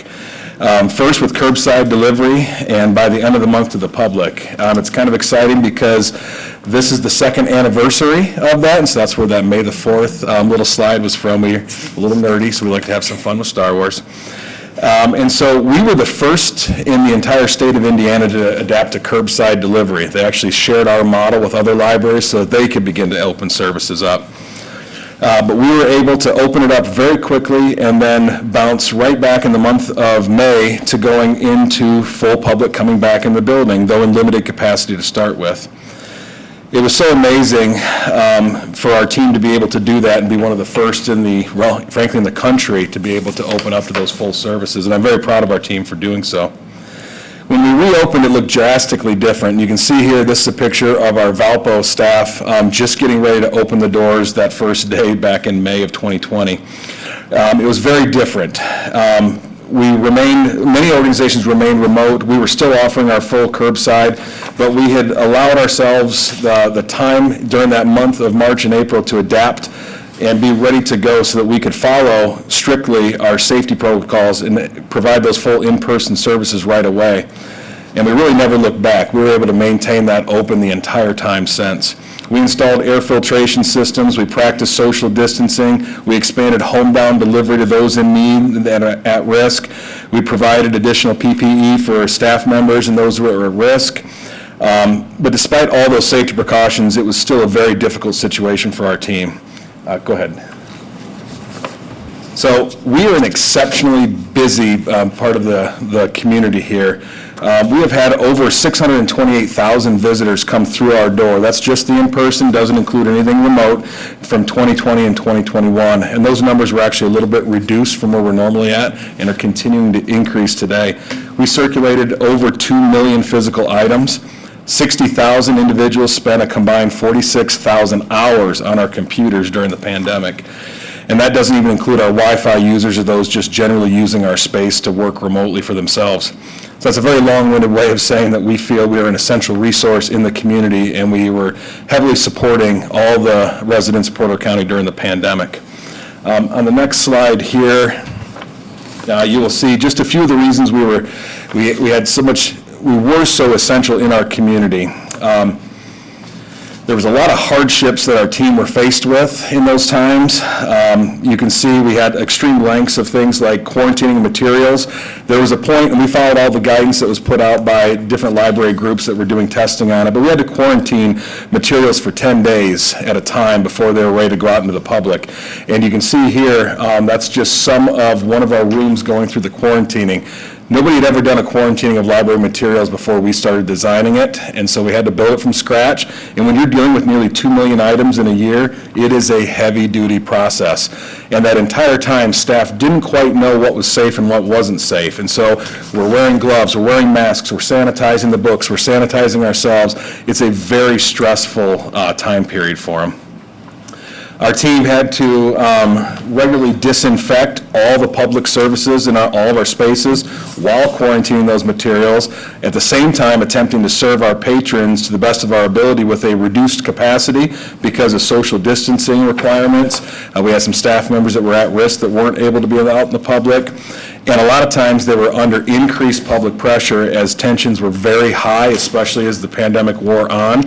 And we were one of those front-facing groups that was always there, and so they had that constant pressure on them.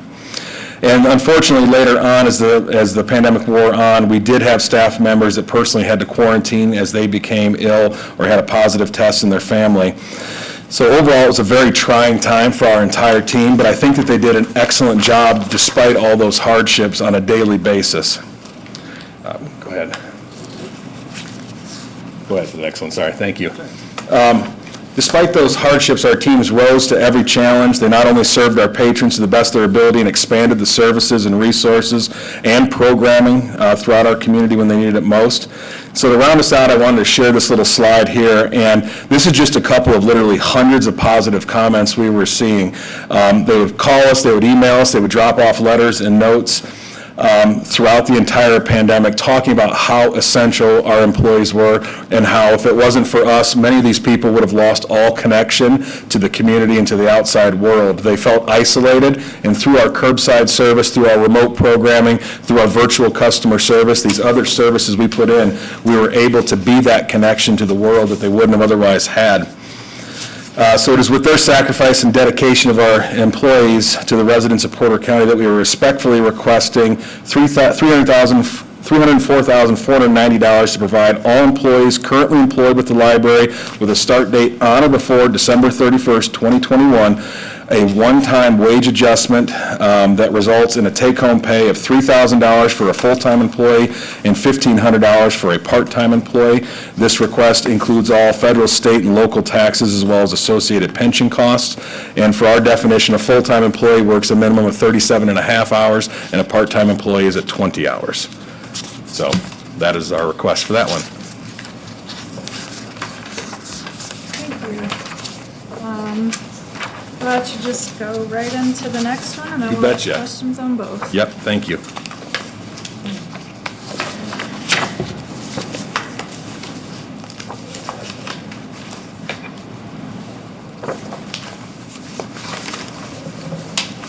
Okay, you can go ahead and bounce to the next one here. Yeah, take your time.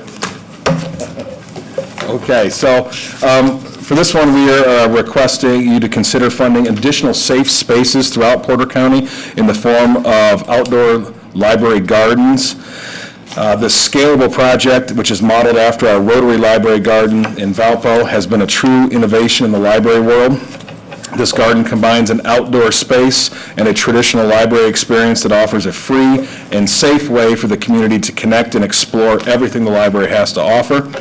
The creation of our garden in Valpo allowed our library to adapt very well to the realities of the pandemic, where fresh air and open spaces were a priority. We were able to quickly extend Wi-Fi to outdoor spaces with comfortable seating so that people could work and study remotely. We were able to expand our programming when many libraries couldn't do programming at all, and we were able to continue to increase that capacity while many were doing virtual only. And if you can, let's see, next slide, please. So here you can see just a handful of pictures that showcase the ways we utilize this and continue to utilize that space to connect with our community when they needed us most. And it's not just during normal operating hours. So you can see there's a couple of programs that we put on, some safe story times. We have kids enjoying the outdoor space. We have a holiday open house where we had thousands of individuals come in attendance there. But what we have is, you can see this space throughout the day, early mornings, evenings, weekend hours. There's always individuals taking advantage of that space. And what's really wonderful is when you see the families who are looking for kind of a safe and enriching opportunity for their children and their families. They'll actually bring in dinner. They'll take a tour of our story trail, which has been a huge hit. And then they'll be able to sit down and relax and enjoy dinner outside in a safe space when they may not feel comfortable going out dining even yet. Our hope with this request is to spread that joy and adaptability to all of our branches. Next slide, please. And so, just like in Valpo, this project has enormous support from community members and organizations.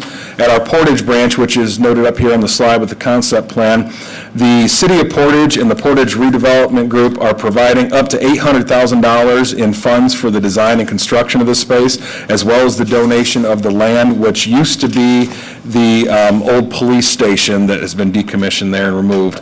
We have additional funders and partners that keep coming in, such as the Porter County Community Foundation, Proven IT, and others. So you can see the preliminary design on this slide. Like I said, it uses the unused old police station lot and transforms it into a community gathering space that incorporates literacy, education, and the safe, open-air setting that is so necessary during those pandemic times. It will also allow us to expand our programming in ways that we can't being locked inside a door. For example, our Valpo branch, we were able to do a summer program with over 200 folks in attendance. Inside, that would have been limited to 30 individuals, so it expands that impact. And all of our programming is free to the community. We do have, next slide here, we have 5 unique communities that we serve, and our libraries each have a different feel to them. From our collections to the design of the spaces themselves, each one has a little bit of a unique feel. Here you can see the South Haven branch conceptual plan, where we want to utilize the natural woods to create a magical experience for the residents throughout South Haven. While the space is much smaller than Portage and Valpo, we're able to use those natural features already in existence and increase the use of our building and property and expand the library in a very safe manner. Next slide. This is our Couts branch, which interestingly enough has almost the exact same floor design as South Haven, but you can see the landscape is very different here.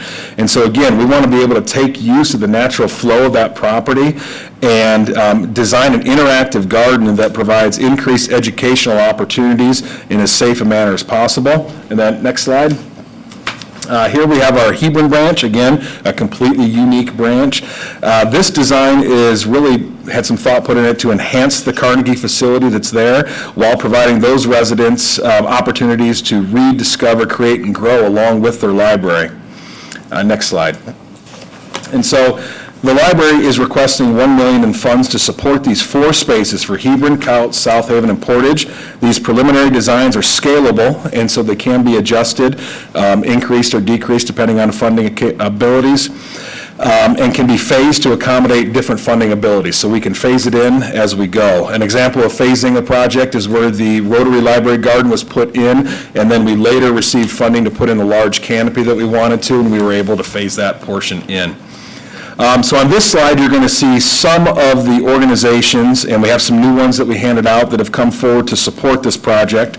And they feel that it not only meets the requirements of the Act, but also the essence of responding to the changing demands of providing quality service to our community during these trying times of the pandemic.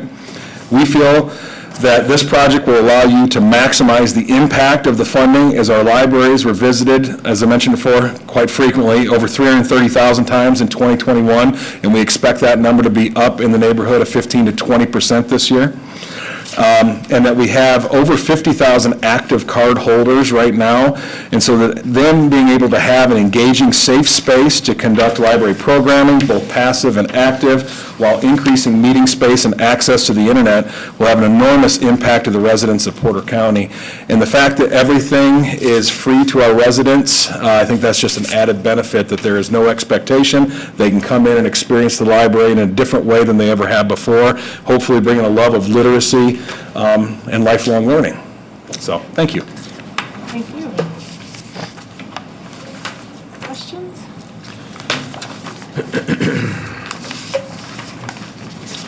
I do have just a couple of questions. So, Jesse, on the portage, and I feel like I should know this, but unfortunately I don't.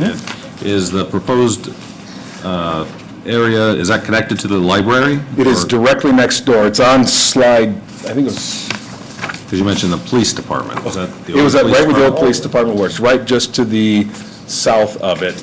It looks like it's the fourth slide there, if you could pull that one up. Was that big building there?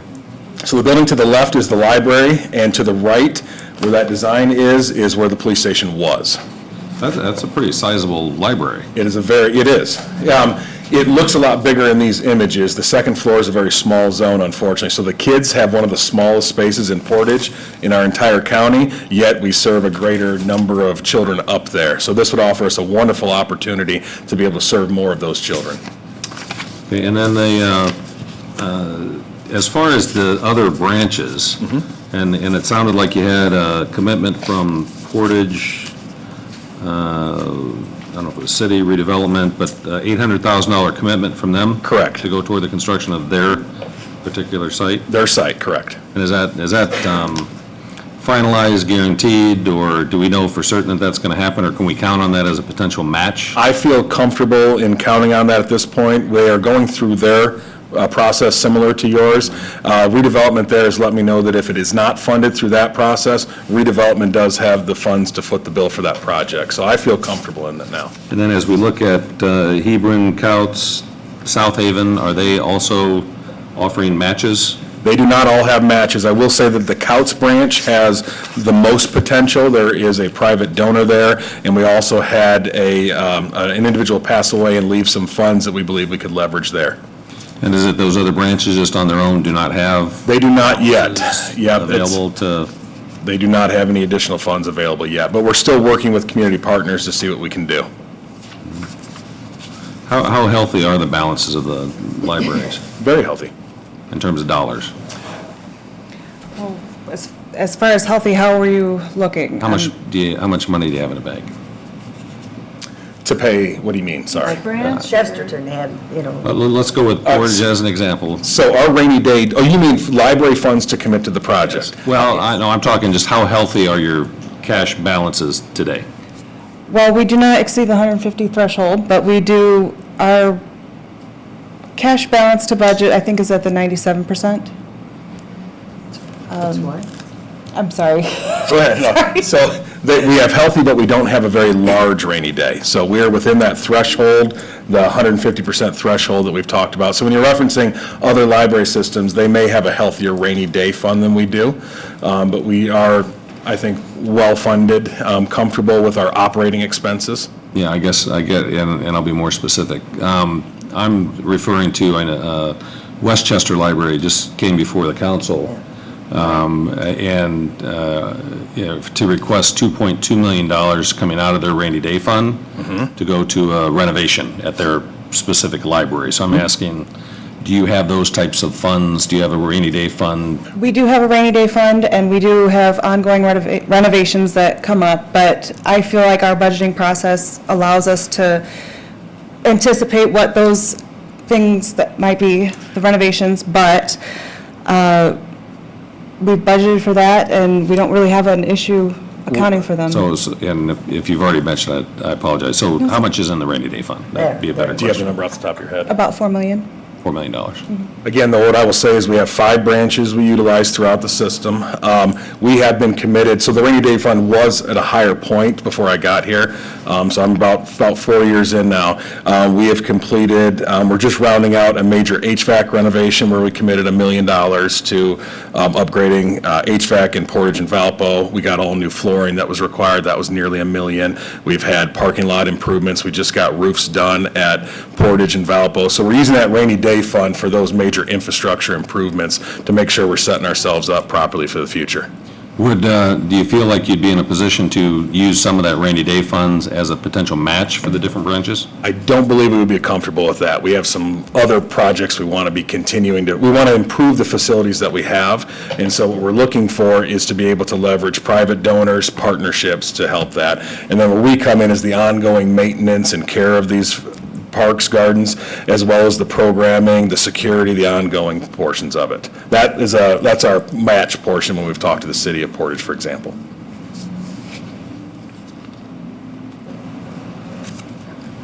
My question is, the architect, do you have all of these plans already done, ready to go? So the Portage one is 100% ready to go. We have a meeting actually next week where they're going to finalize the process, but they're good to go on that one, and they were ready to go to construction this summer for that one. The other ones are in the conceptual stages, so these ones were each introduced to us as part of this process. These individuals, Lakeshore Landscaping in this instance, submitted these to assist with the process. The one for Portage is an Avon Marsh program, and so that's where the city is contracted with them. So that leads into my question of, are you comfortable that you'll be able to meet the deadlines that? Very much so. Looking at what we did at Valpo, from having nothing to it being constructed, we were able to do it in just a little over 2 years, and that was a much bigger process utilizing the OKRA process, which was significant, and had to have grant administration and things. With these, very much so, we'd be ready to go. Speaking with Avon Marsh, they're comfortable that Portage will be completed by this fall, and the other ones are much smaller in scale, and speaking with Lakeshore Landscaping, for example, we could follow similar timelines and have things ready to go by next year if it was fully funded. If it's not fully funded and we have to look for additional private funding, it may be pushing it just a little bit further. But again, it's a scalable project, and so if we do the infrastructure components, if we're able to get enough for that, we can build in the rest of it as time goes on. Well, it needs to be committed by 2024 and not completed until 2026. I feel comfortable with that. I'm sorry, go ahead. No. Another question I had, so you're saying that conceptual, the South Haven and Carlton Hebron, who's working with them to make sure their plans are ongoing? What are you, working with the architect, you mean? Yes. At this point, the architect is halted. This is the kind of the base level planning. If we were to get the go-ahead for it, the turnaround is looking at about 2 months to have the finished product to be able to go out and begin the process. And so that will be largely run by, and we did it for Valpo as well, a committee of individuals, including library staff members, community leaders, park individuals, for example, from every one of those communities. Because again, we want it to be a community experience, not just a library experience. This is kind of a silly question, but do you feel like all this money, if we would, give this a go, this $1 million would be totally spent? What would happen if, that was a silly question, where would you put the money if it wasn't all spent? I believe that we could fully do these projects, again, as they're scalable. The features that we told them to go with are a little bit more modest, but depending on how things coming in, we can really go and have it be a much more fun experience. For example, if you've been to the Valpo Garden, we have chimes in there, musical chimes. Those were not in the original scope. We were able to add those in and have a fun experience. So I do think we can. I also think that we could do the project for a smaller amount too, so we could scale back the projects. For example, at Hebron, it is a much more modest space. I think we could get by with lesser amounts there, and potentially as well at our South Haven branch. It's a smaller scale, smaller scope, so I do think we could scale back if needed. I think this would be a good time for, would you cover if someone doesn't use money, and they don't just get to keep it? No. Yeah, can you explain how that works, just for our board? We're still sort of formulating exactly how the distribution of funds is going to work, but you would be considered a subrecipient, and you would have to give us, I would prefer direct invoices, like, for example, your landscape architect or your contractor, or however you're doing it, or if you're purchasing a big canopy or something like that. You get your item ordered or the contract, now it's up for payment, send that to our office and we would pay it directly. That way we have a paper trail showing how much. So let's say if a project is granted $1 million and the costs come in at less than $1 million, well, then they don't get that extra. And that's why we have the And earlier that's why deadline. we have that extra, the early deadline. Because conceivably, some of these projects might come in under what's expected, under budget. And I will say we have a fantastic relationship with her office as we're part of the GAP reporting as a subrecipient, so that would work with no Yes. problem whatsoever. And if I could run into the other room, I could get you their financials and tell you exactly. how That's what we the were position wondering. is. No. Is it one of those books or no? It's a And all process. the new spaces would have Wi-Fi They would, capabilities? yep. And so just some of the questions that the Portage Group had, they would all have security cameras. They would all have downlighting as opposed to uplighting. We want to be mindful of dark sky kind of concepts, so we want to be mindful of that. It will have security cameras, like I said, full Wi-Fi for the entire area. The Hebron and the Hebron branch would not have a sound system because it's not the same sort of setup, but the South Haven and Couts and Portage would have sound system available so that we could have outside programming and performances out there. It's much more modest than what you would think. It's kind of a nice quiet setup. And then our hours of operation are pretty much 9 a.m. until 8 p.m. Monday through Thursday, 9 to 6 Friday, 9 to 5 Saturday. And then South Haven and Portage have Sunday hours as well. So we'd be able to do programming on all of those days. And then we would have access to that space for anybody outside of those hours. One of the components that would be in every one of them is some sort of educational component and/or story trail where we can partner with community organizations such as Girl Scouts, school districts for the kids to write and illustrate their own stories, which then get displayed in panels around the garden. So you have ongoing literacy efforts in the garden at all times, even when we're not out there to actively program it. And so the Wi-Fi would be available if somebody had 24/7. schoolwork to do and didn't have Yes. access at home? Yep. One other question I had, there was like a big, do you have to make reservations for any of this area if, I thought I saw where a band or something was playing, or? That was the Holidays Open House, and Yes. that was There just were an no event we had. registrations required. That was drop-in. That's one of the wonderful things about outside programming, is we are not constrained by the spaces. Our indoor stuff, especially at our Portage, Valpo, and Couts branches actually, are so packed with people that we do have waiting lists and standbys. If we have outside and the weather permits, or we're able to use our canopies and tents, then we don't have to. Now we can accept all the individuals. And we've heard from school districts that they would love to be able to do tours down, utilize that space. Now they can be outside and have a sack lunch. They can go inside, they can get a tour from a librarian, sign up for summer reading, whatever it may be, and really make good use of that. We know in Valpo, for example, Hilltop actively uses the space. We know Boys and Girls Clubs come down, some of the local schools have come down as well. So it does become kind of a community hub for those with children and families. Jesse, it looks like all of them are going to be touched, all the branches with the exception of Valpo. Any plans for anything to be done at the Valpo? No, considering Valpo already got their garden, and we are looking at some non-funding here source for a possible little refresh of our second floor, but we have some private funding that we're looking at for that. So Portage, we've got a match at Portage where they're offering up $800,000. Correct, and the property. And the property. Not included in the And 8. so if part of this request, it's 500 from the ARP money. South Haven and Couts are 200,000. Is that to complete the project as you conceptualize them right now? Yes. And then Hebron's 100,000 to complete the project. Correct. And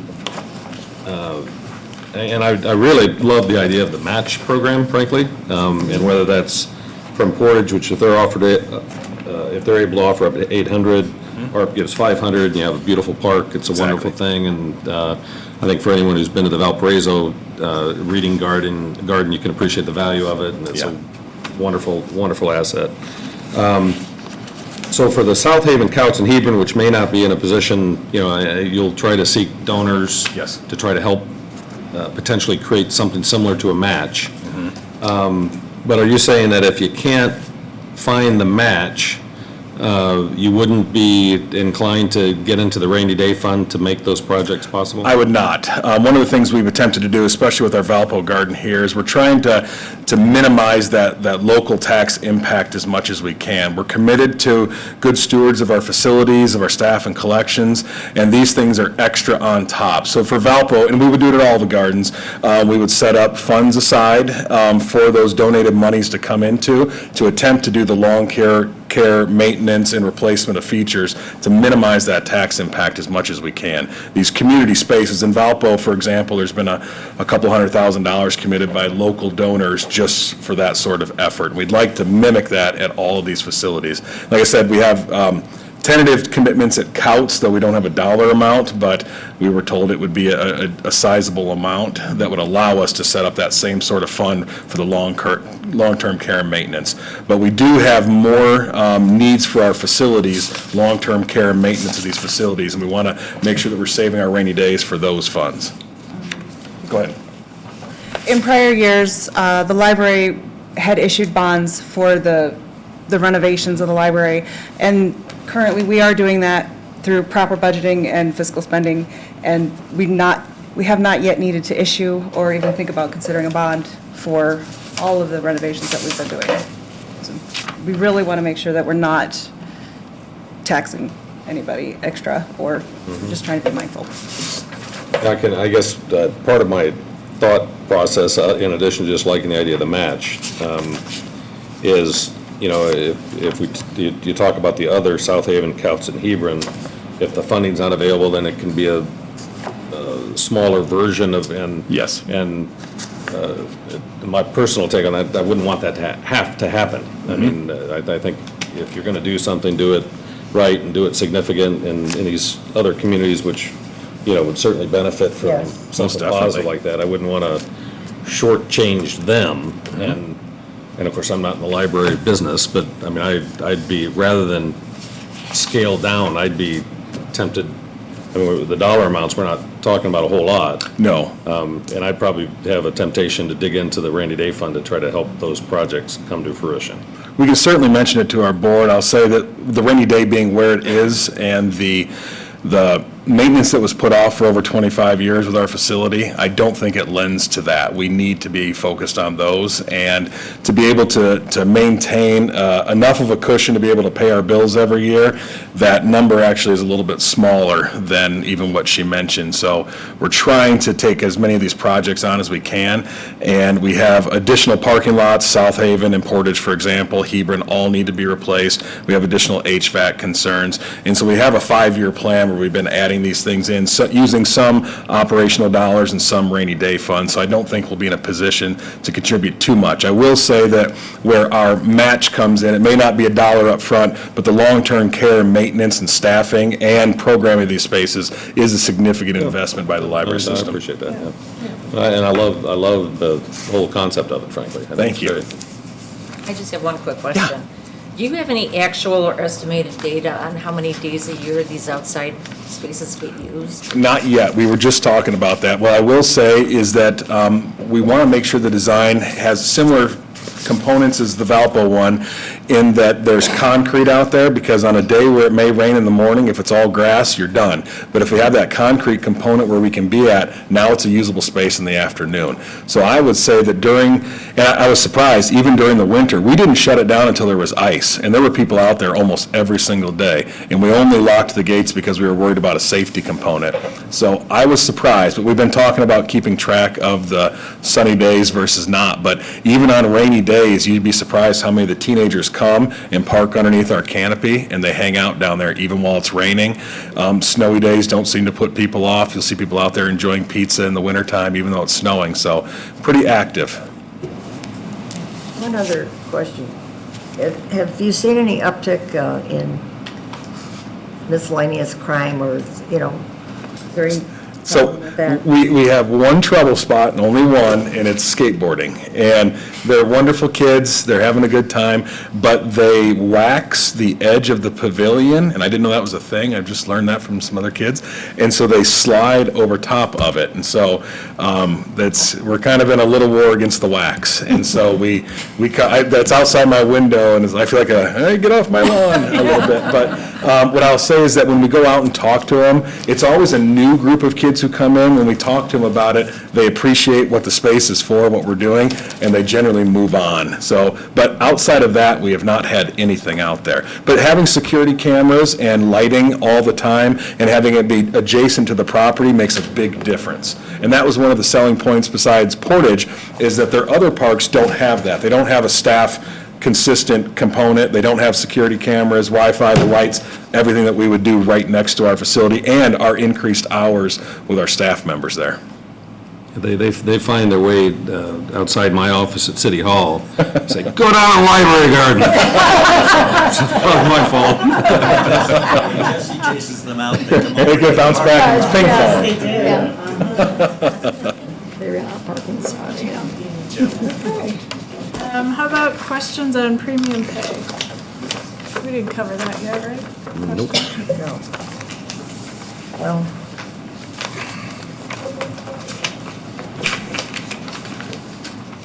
my Could you concern, remind me, what was our premium pay to our first responders and the nursing staff? I can't- 4,000. 4,000, not net though, it was The other gross, one were right? 3,000. Yeah, well, It was on premium pay. that was gross. That was gross. And it also, keep in mind that from the county employees' perspective, that also, they did not see what they typically see in terms of a percentage raise increase. Right. So it didn't serve both purposes necessarily, but it's part of it.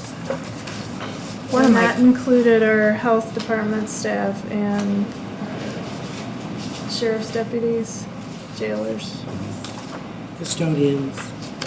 custodians. Anybody else that I'm forgetting? EMA EMA, and JDC because they're like jailers. And they all got $4,000 gross Yes. in lieu of a raise too.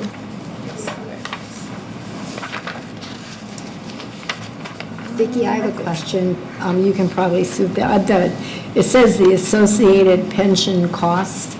I didn't think pension, you were allowed to pay into pension. good point. Correct. However, that does not refer to the in-purse contribution.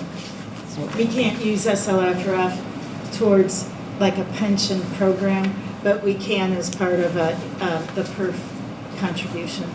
Oh, And that okay. has been established. Okay.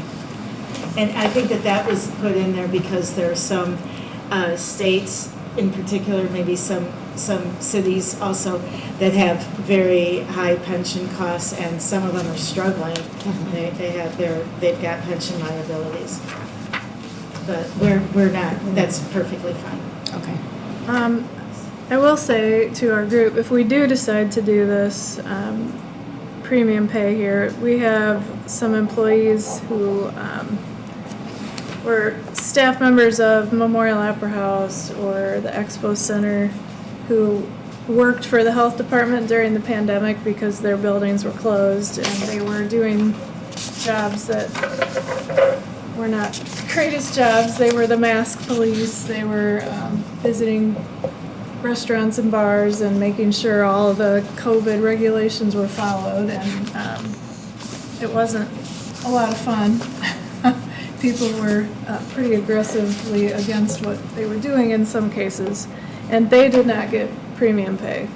So if we decide to do this, I think we need to include them. And your staff was paid their regular when they were not working and working? Go ahead. I don't believe there was a time they ever weren't working. When we were shut down, they were actively working, sewing masks, creating programs. Continuing Same education. here. We were Yeah. all working. Yeah, they're, Some from home, but working.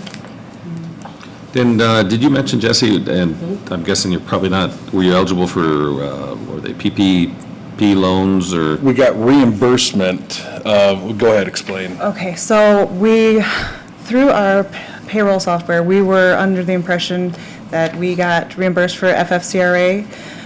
However, communication with the Internal Revenue Service, we were not eligible because we're a governmental unit. So that was not. So you didn't get any Other loans that and were things for ultimately PPE, forgiven? things like that. We didn't, but we did apply through The CARES the grant. CARES grant for reimbursement of PPE-related expenses. That was in 2020. That was in 2020. Masks, Nothing related to sanitizer. payroll, though? No. No payroll costs. Well, I do think the libraries provided a vital service. I know there were a lot of kids especially that were stuck at home with school that didn't have internet connection. And Yeah. don't know what they would have done without the library. You can't go to Starbucks every day.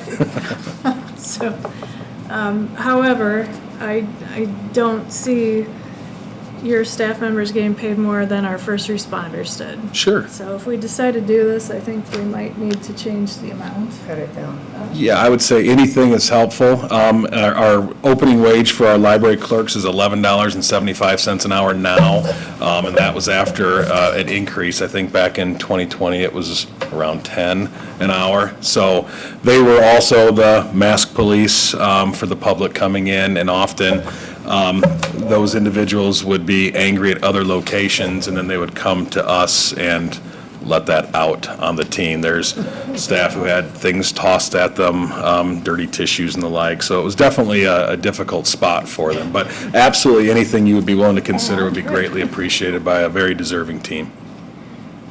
Yeah, and I don't mean to suggest. Oh, of that course they- not, yeah. they did provide a vital service.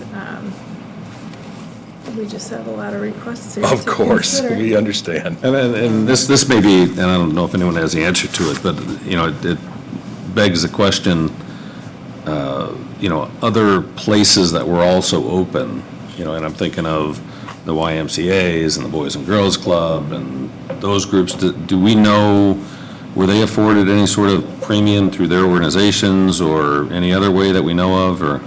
I was under the impression that they were eligible to apply for various subsidies through the government. They had additional things that they were eligible for. We fall in that very weird limbo where we're not with you guys, but we're not with those guys, and so we're kind of the forgotten child in the middle sometimes. You do have your own tax system, though, that We do. Yeah, so, yeah, we're a governmental unit, but a special district, so we don't make laws. but And we not do get eligible for taxes. direct applying for the loans, for example, for payroll assistance, and not eligible for direct funding from these sorts of programs. Though we do leverage our own taxes.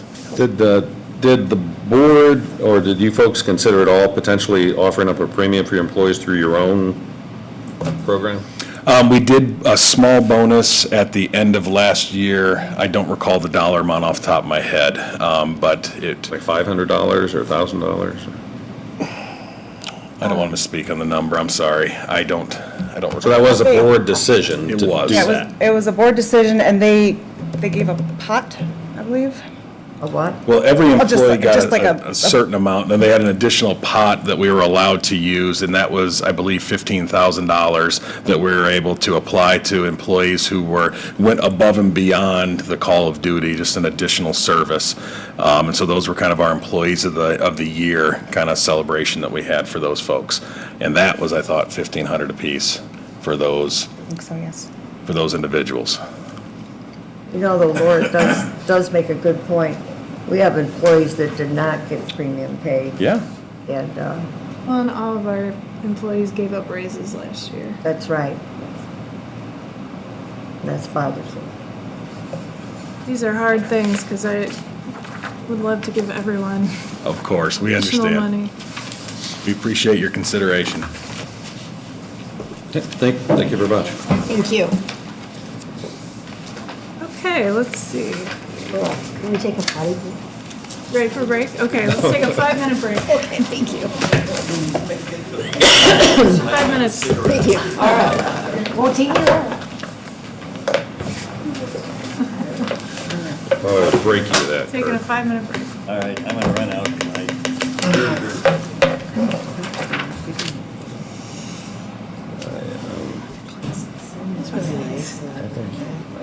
That's kind of what I was asking. And they said Okay. who they're gonna hire, how much they're gonna pay them. That's a Really great idea. I know, of course, I live in Portage, I know exactly what you're talking about. So I was thinking, but they're too big, like I can't look Right over. behind the post office on Willow. Yeah, I can see. Yeah, so it's called like Elmore Street. So, yeah, that was just a You could argue everybody has employees, but then they say, hey, we only can give them. I thought they were just leaving it green, it's like almost a perfect square.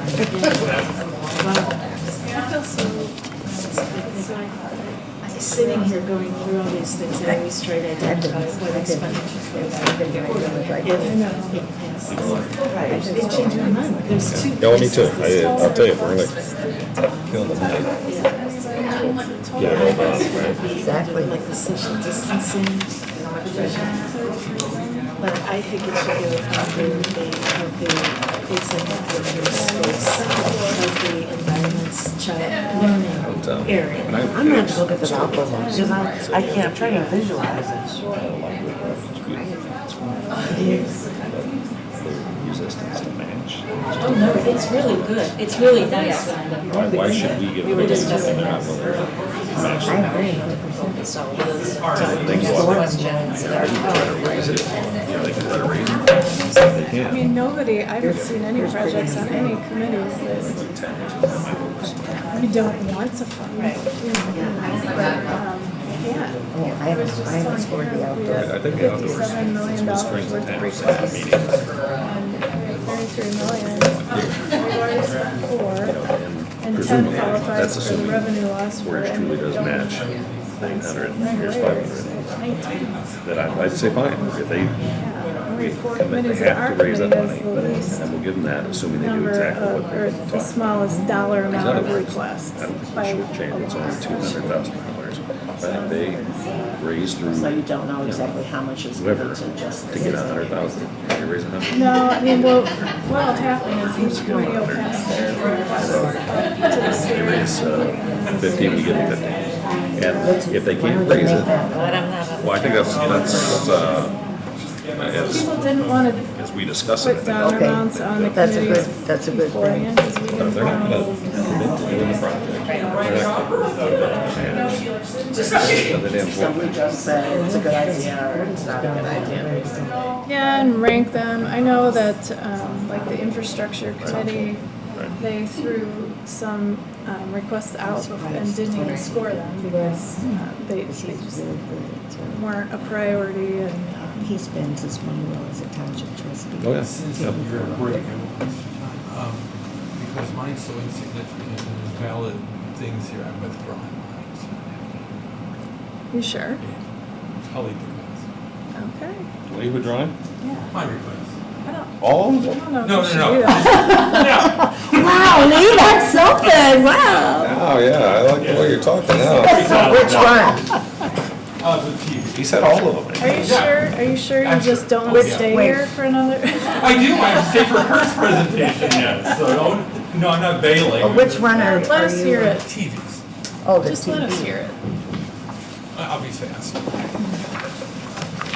But it's so insignificant. Oh, sorry, short. She won't like me, but I was, yeah. It's so insignificant. Just gonna stand while I can. Do you want me to sit up here the whole time, or the last? We could just do your little one and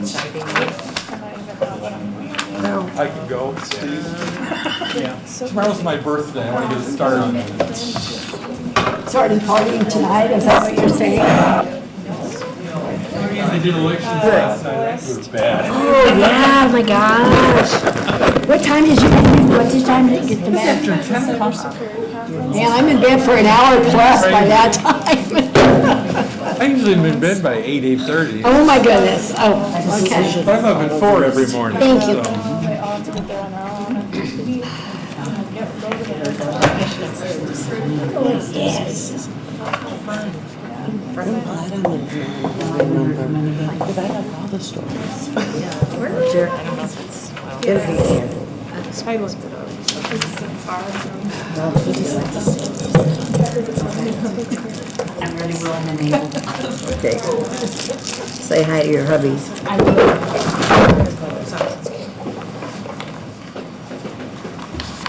Well, we're moving right along.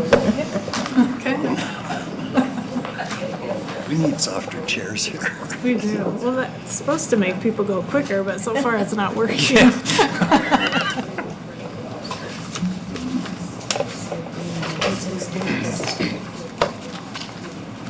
All right. Here we go. Everybody's here. You guys ready? Yep. Back at it. All right. I'll make mine really quick though, because I feel like mine's insignificant to others. But as the pandemic has eased, the judicial system's back in place, and courts are having people back in the courtrooms when they're doing their hearings. Because of this, now we have juries coming back to court, and with social distancing and the need for health consciousness, we've had to expand our jury room to 2 jury rooms. With that, we had 2 cases recently that needed juries of big proportions, so the judges requested 2 televisions in the new jury room. It's a large room, big TVs. So I went ahead, I paid for it out of my budget because they needed it in a hurry. Like $3,100. I'm just asking if I can have that back. That way, when Lance comes to me and says, hey, I need my laptop fixed, I can repair it. Thank you. All right, that's IT for the Oh, jury room. this is it. All right, what's next for you guys? The next one, you have a package on it. I kind of took 2 of the individual proposals that you initially got and put them into one here, step 1 and step 2. Part 1 is the enhancements to this room for audiovisual equipment. And the part 2 is the civic media module. Just to kind of put it in plain terms, this is the recording studio. Civic media is how we broadcast. So if you want to talk about what we've done to... Sure. So I've met with several audio-video specialists. I started with people in Valparaiso, and when I explained what we wanted, they kind of laughed at me and ghosted me. So I expanded the range, talked to somebody in Indianapolis and somebody from Chicago. The only person that got back to us was a company in Chicago who I feel very confident with. They were very knowledgeable, very accommodating to our needs. What we're looking for is when a person comes up here to present, instead of yelling at Kurt saying next every time, they'll be able to bring their own device. They can bring an iPad, a laptop, their cell phone, whatever they have their presentation on, and be able to display it from here, have control of the slides, do it themselves. Audio would be much better, sound would be better, the ability to live stream to the commissioners, I believe, passed a policy not too long ago that 3 people can be remote when they do a meeting. This will aid in doing that. The camera system will be adjusted so that when you are live streaming, you can see the people here, you can see the audience. If there's somebody talking, you'll be able to also see the people who are remote at that time, all at the same time in that video. The other thing it does is these cameras are intuitive. So if Laura is speaking at any given time, it focuses in on you. Sure, I like that part. If, for example, in council meetings where people all talk at the same time a lot, it goes back to the widescreen. If for a presenter sitting here, when the presenter's speaking, people will actually see the presenter's face rather than what they see now is just the back of everybody's head. And that helps a lot in people when they're viewing a video to see somebody speaking. It's a little easier to understand what's being said. Sure. They're replacing everything in here. The monitors, the microphones, the cameras, along with all of the software. And I think the other thing, you know, while there'll be a learning process in managing this when we first set it up, it's not going to take an audiovisual tech with 10 years of experience. One of our to do it. criteria was that it had to be simple to use. You didn't have to be a 4-year audiovisual specialist to be able to control the system. The other good side to this is replacing all the equipment up here.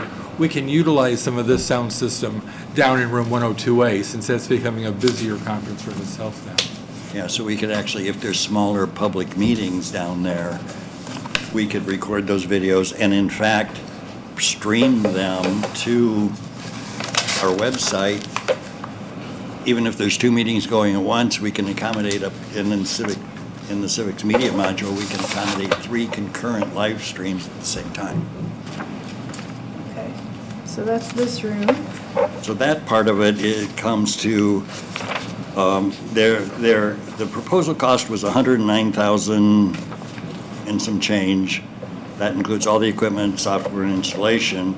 And then they offer a 4-year service agreement for an additional $18,409.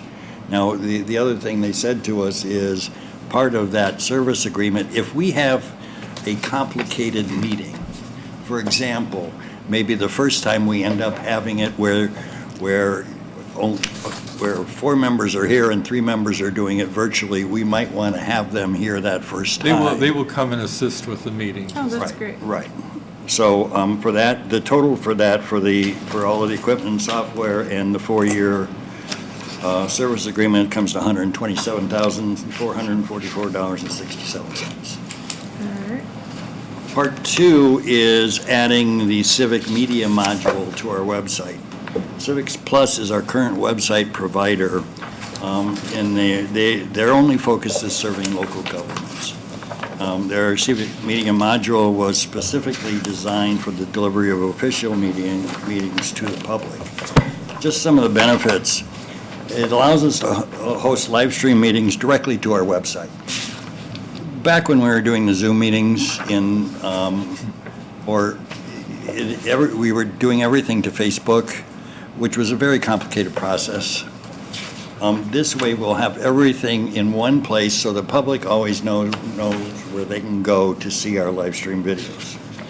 The other thing is, when we live stream to the website, it is automatically stored there for people to view after the meeting ends. Right now, we have this process where we have to download the video here, then upload it to YouTube, and then put a link from the YouTube video on our county agenda system. And to be honest with you, that takes a lot of time to do. So that cuts that out, period. So this would go from live to just Right. Automatic. Right. The other things Civic Plus offers, and to be honest with you, I went through a Zoom meeting talking to them, but there are some additional things that we can do if we so choose. We can chapter videos.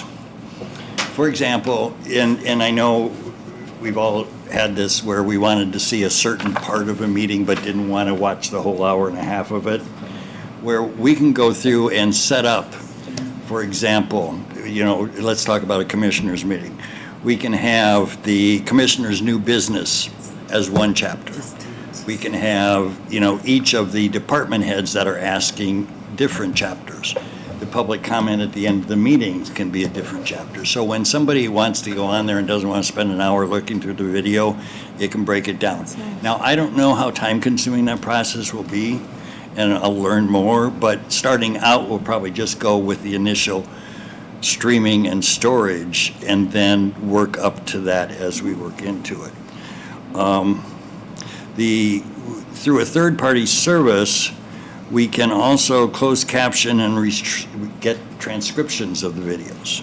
Now, the closed captioning is important because currently we're not ADA compliant. And I think that's important, that if we're going to be spending the time and money to do all this, we owe our citizens closed captioning. The other thing is it produces transcriptions. Now, are those transcriptions able to automatically just say these are the minutes? No. They'll have to be edited. But those who are doing the minutes, like Kathy and Joy, don't have to sit there for hours and hours at a time, stopping and starting a video just to transcribe the minutes. Voice to text can get kind of dicey sometimes. Pardon me? Voice to text. Somebody They'll have to be careful. Makes sense at all. And then if we do end up getting back to a pandemic kind of environment where we have to do Zoom meetings, those can also be live streamed to the website.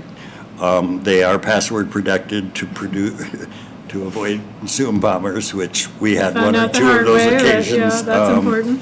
And there's unlimited video storage on there. So I actually, right now, really about the only meetings that we put out there videos are the commissioners and the council, but we can start doing Stormwater Management Board. You know, it's some of the other boards that we don't do videos or live streaming of. Great. Now, the Civics Plus provided a proposal of $27,317 and change. That includes the one-time implementation fee, training, and I had them load in the annual fee for it through December 31 of 2026. After December 31, 2026, an annual fee of $6,615 will be added to our annual website contract fee. What was that amount again? The total amount? $6,000. $6,615. Okay, now, I mean, Vicki has already said this is a permissible use.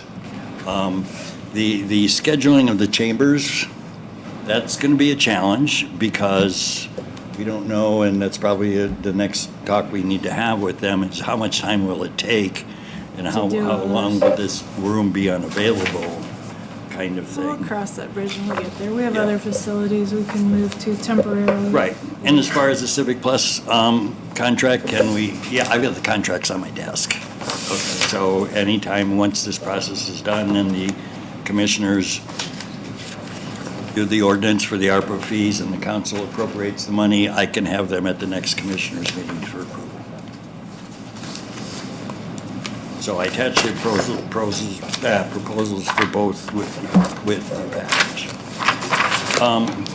The next one is the Civic HR module.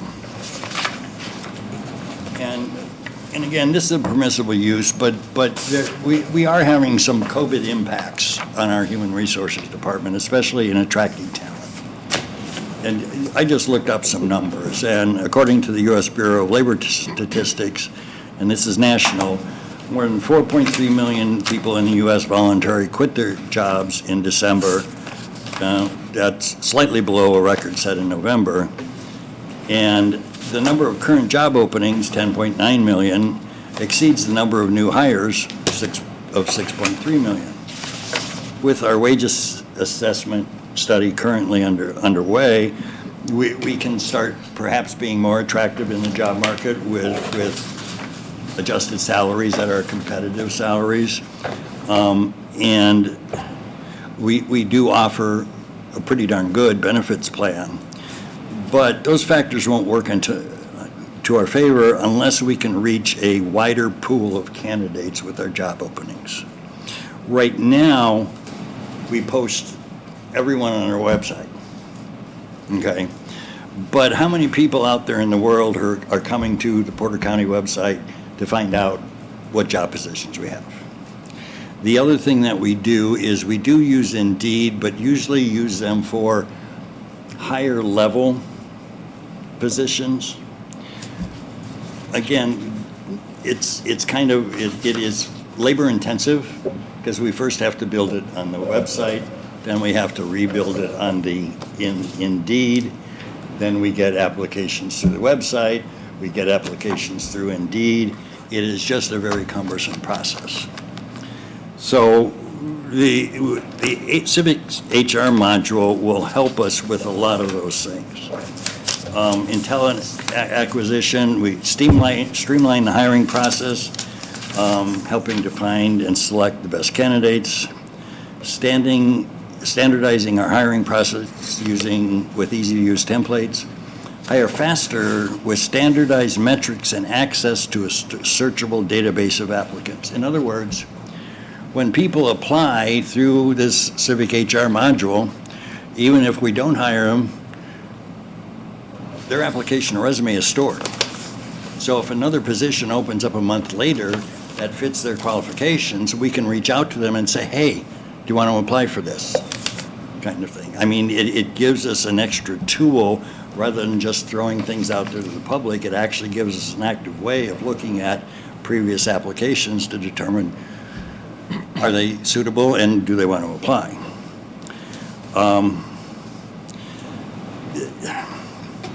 The other big thing, and there's a lot of things here, but the other big thing is, once we post things, a job on the website, we can automatically direct it to be posted on Indeed, ZipRecruiter, and LinkedIn all at the same time. So immediately, we are reaching out to all of these national employment websites and reaching a much wider audience. Those people that look at it on those websites, they are then directed back to our website to go through the application process. Application, we will pre-build an employment application on our website, so it's filled out by the employee then. It's submitted electronically. There are some compliance and controls in this that we currently don't have in place. For example, once the wage assessment study is done, this can serve as our repository for all the job descriptions that are coming out of that process. And it prevents any changes to salaries, job titles, or job descriptions without the prior approval of the council. For example, somebody can't slip us a new job description with a different salary and a different title and have us post it, because if it's not approved by the council, it doesn't go anywhere until it is approved by the council. It assures that we will meet EEOC and the Office of Federal Contract Compliance Programs with applicant record retention. There are some issues where right now, somebody applies for a job, they have to download our application, fill it out, upload it, or email it back to a department head,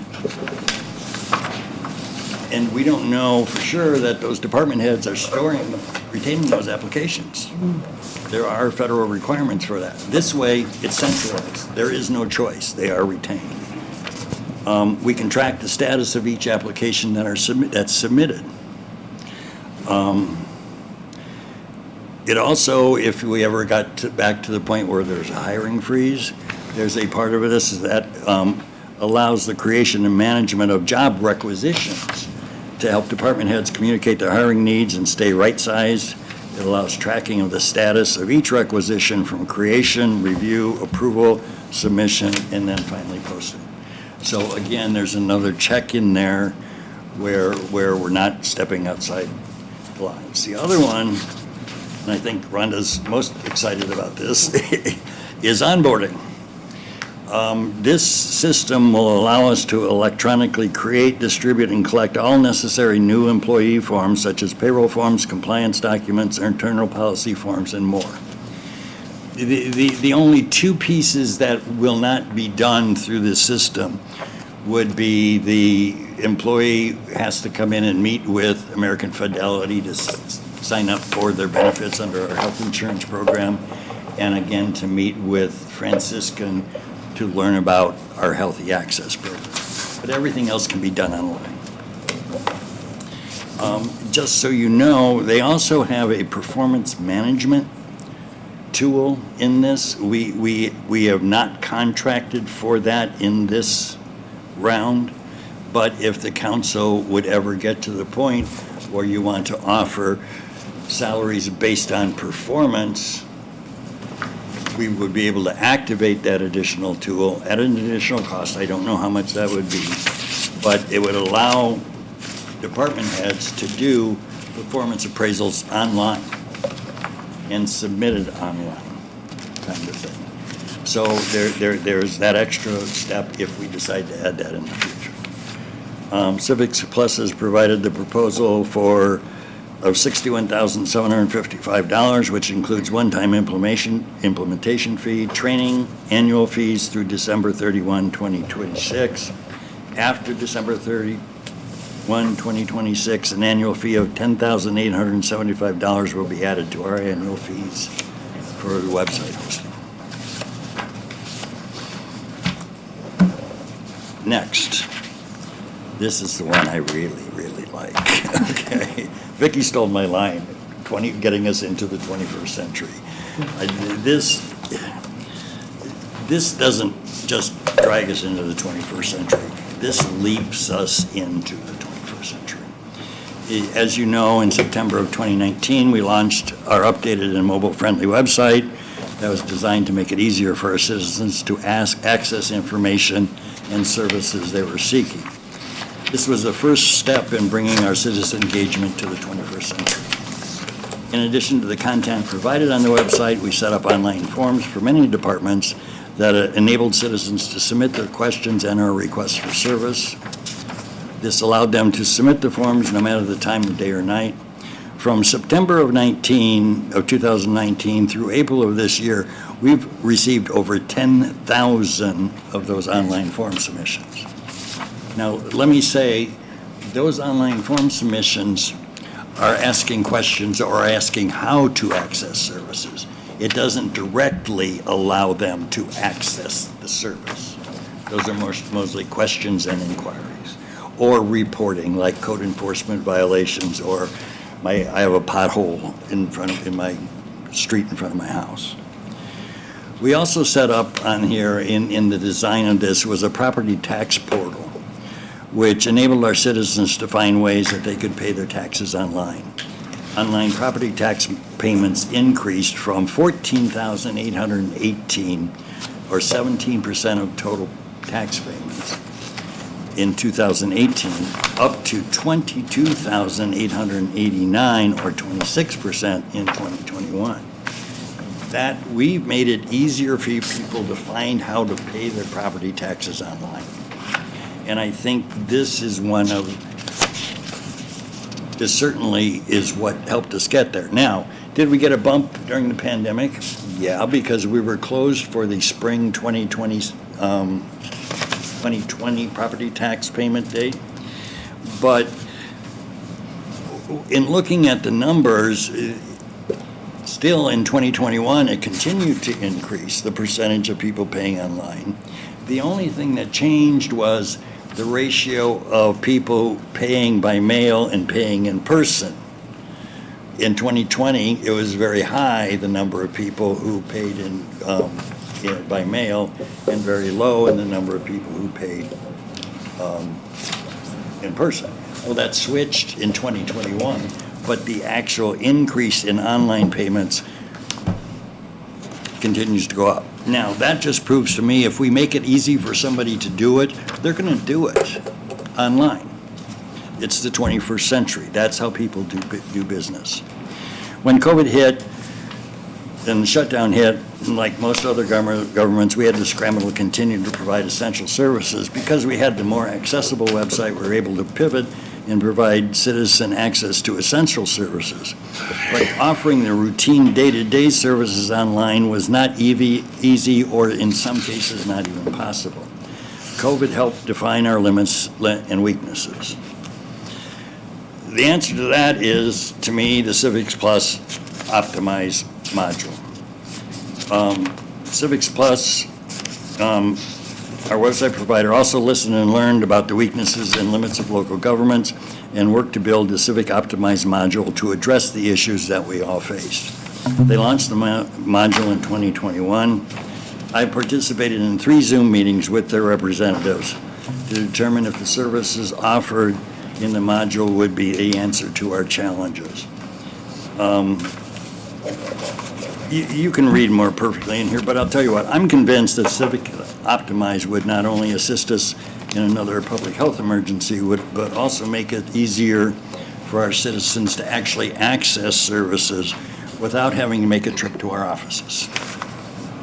I believe that it would position Porter County government as a regional leader in offering online services to our residents. Some here are some examples. I've talked to some department heads. The health department, and this actually stunned me when I got the numbers, but in 2021, the health department issued 12,377 death certificates and 5,297 death certificates, or birth certificates. Now, a good portion of those, a large portion of those death certificates were to funeral home directors, But still, even if you knock that in half, that's still 6,000 death certificates. The vast majority of those were people who had to come into the office to, if you stand out here at the front desk at all, constantly, where do I go to get a death certificate? Where do I go to get a birth certificate? There are people who do want to request who are out of state, who want to do it by mail, but the majority are walk-ins. When submitted by mail, they're asked for a copy of ID, money order, to pay for the certificate. If they want it sent express, they must pay the actual cost, and they require a completed form with a signature. The Indiana Department of Health offers online access to birth and death certificates, but they have a 4 to 6 week lag time. Through Civics Plus, we could provide this service online, consistent with the health department process, collect the information needed, take a credit card payment. They can take a picture of their ID on their phone and automatically upload it to this. It is a signable form where they can sit there and, like you do at the voting places where you sign on a screen, it can all be done online. It can be done at midnight at night on a Sunday. It can be done at any time of the day or night, 365 days a year. Seeing as it's almost midnight now. Yeah, well, and the other thing is they can pay online, okay? So, and there are some options here, and I think there's a lot of different ways that we can do this, and I think some of the departments are very excited about it. Oh, I think it's fantastic. And Anything we can just, do online to me, is great. and it makes it so much easier for citizens. Not only can they access this through our website, but there is also what they call a portal that is specifically customized for phones and tablets, where you can go in and you can do everything on your phone or your tablet and get it done. That's great. This to me is the most, the other two I think are important. To me, this one is a game changer for Porter County government. So the cost on this, the upfront cost is $78,358, which includes setup, training, I love this one, 32 hours of free consultation, and includes the annual fee through December 31, 2026. Bidding in 2027, a $16,500 annual fee will be included in our website review. By the way, That number's right on the because top we of the did, page. Right above your yellow. Yeah, that's- because we did front-load the annual payments through December 2026, they were willing to negotiate that annual fee down by $2,000 a year. Yeah, that was concerning me a little bit. These are nice programs, but they're all costing quite a bit but it'll be 2026, and God bless them, who's ever here. Well, at some point, if we decide they're not working and they're not using it, we can stop it. But to be honest with you, you're looking at the cost of the program on an annual basis, but think how much we're saving in productivity, where people can sit there, where they don't constantly have to get up, go to the counter. Yeah, I understand. But And Kurt, what are you going to do when you get all of this so improvised? It's like taking your job. pardon me? Well, as long as I don't have to do election night results anymore, I'll love doing it. Okay, yes. That's So we okay. have questions for Kurt? I have one And quick Lee? thing to interject, and that is, as far as the equipment in here, excuse me, I know we all thought the 8-track was going to stay around forever, but we know really technology changes. I did talk to the company, and they assure me, to the best of their ability, that if we did this refresh, it would last at least a decade. Are there other municipalities that use this specific program? The, Civic, everything? well, City of Valpo uses Civics Plus as their website provider, but I don't think that they use any of these modules. Any others that you know of? Pardon me? Any others that you know of, or? Locally, no. I know Town of Chesterton uses Civics Plus, but I don't think that they're financially in a position to do it. I have contacted a couple of other, actually larger counties that have done it, and they just are thrilled about it. They are just thrilled about it. It's all very user-friendly from your standpoint, too, to Yeah, there is no coding. capitalize on all of it you and know, manage it. And Yeah, this is all process. And I'll tell you, their customer service, whenever I hit a hitch with something, I get an answer or a fix immediately. I mean, their customer service is exceptional. Great.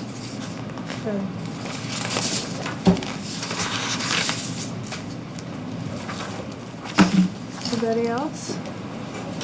I think these are big improvements to what we do. I think Yep. it's easiest for people to identify with what's going on in here. Anyone who's tried to watch it online, it's hard to hear. You're looking at the back of everybody's heads. Yeah, It is yeah. very true. It'll be great to see Mike Jessen up close when he's talking. That's a downside. I wouldn't do that. The other thing, just so you know, all the microphones will have a button, so if you want to lean back and talk to somebody, you can push the button. So, like, accidental words remember. don't filter through. If you remember. No more hot mics. Yeah. Doesn't turn itself off. DW. I'm just kidding. Okay. Yeah. All right, thank you. Very much, thank you. All right, we've got one more.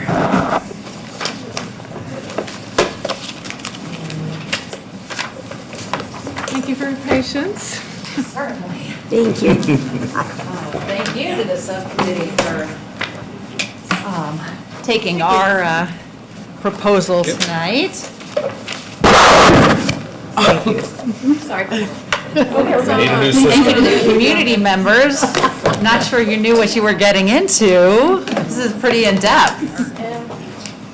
I'm Dr. Maria Stamp. I'm the Porter County Health Officer, and I'm here to discuss our proposal for the Health Department's use of the ARPA funding. What we would like to do is, what we're interested in doing is expanding our offices and renovating the space, and to the tune of upwards of $1 million. And it would provide more office space, more clinical space, a private bathroom, for clinical sample taking, storage space, for vaccines, and for all our